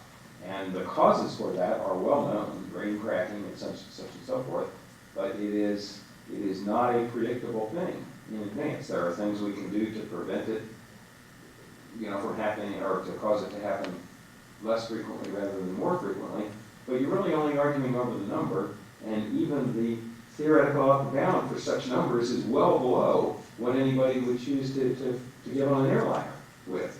And so, when I said earlier, and when others have said earlier, that, hey, technology doesn't limit us for next generation RLVs, I believe that. But I would say, technology would be a limiter if somebody says, oh, by the way, I want a next generation RLV as reliable as an airliner. Because we ain't there yet. Well, I think that's a good point. As far as solids go, of course, the Taurus is all solid. Of course. Worries us every time. If, 4 times in a row. If, Stage 1, stage 2. If Colonel Irwin is Troy Irwin, who was working NATO 3D, I was about 3 people over from him on one of those missions, on that mission, because I was a technical advisor on that one. That was the first spacecraft I ever did launch support on. And I didn't work on the shift where they did the AMF firing, but that was a solid too, which fortunately worked that time. That was a Star 27, as I recall. And I think the only maneuver that he and I both worked on together was the Delta Phi, the attitude normalization when we got to orbit.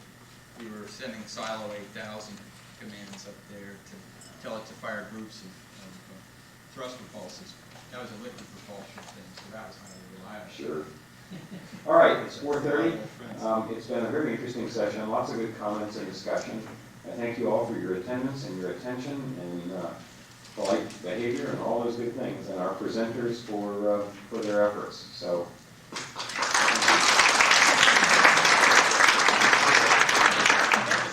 and the session's closed. Thanks, everybody.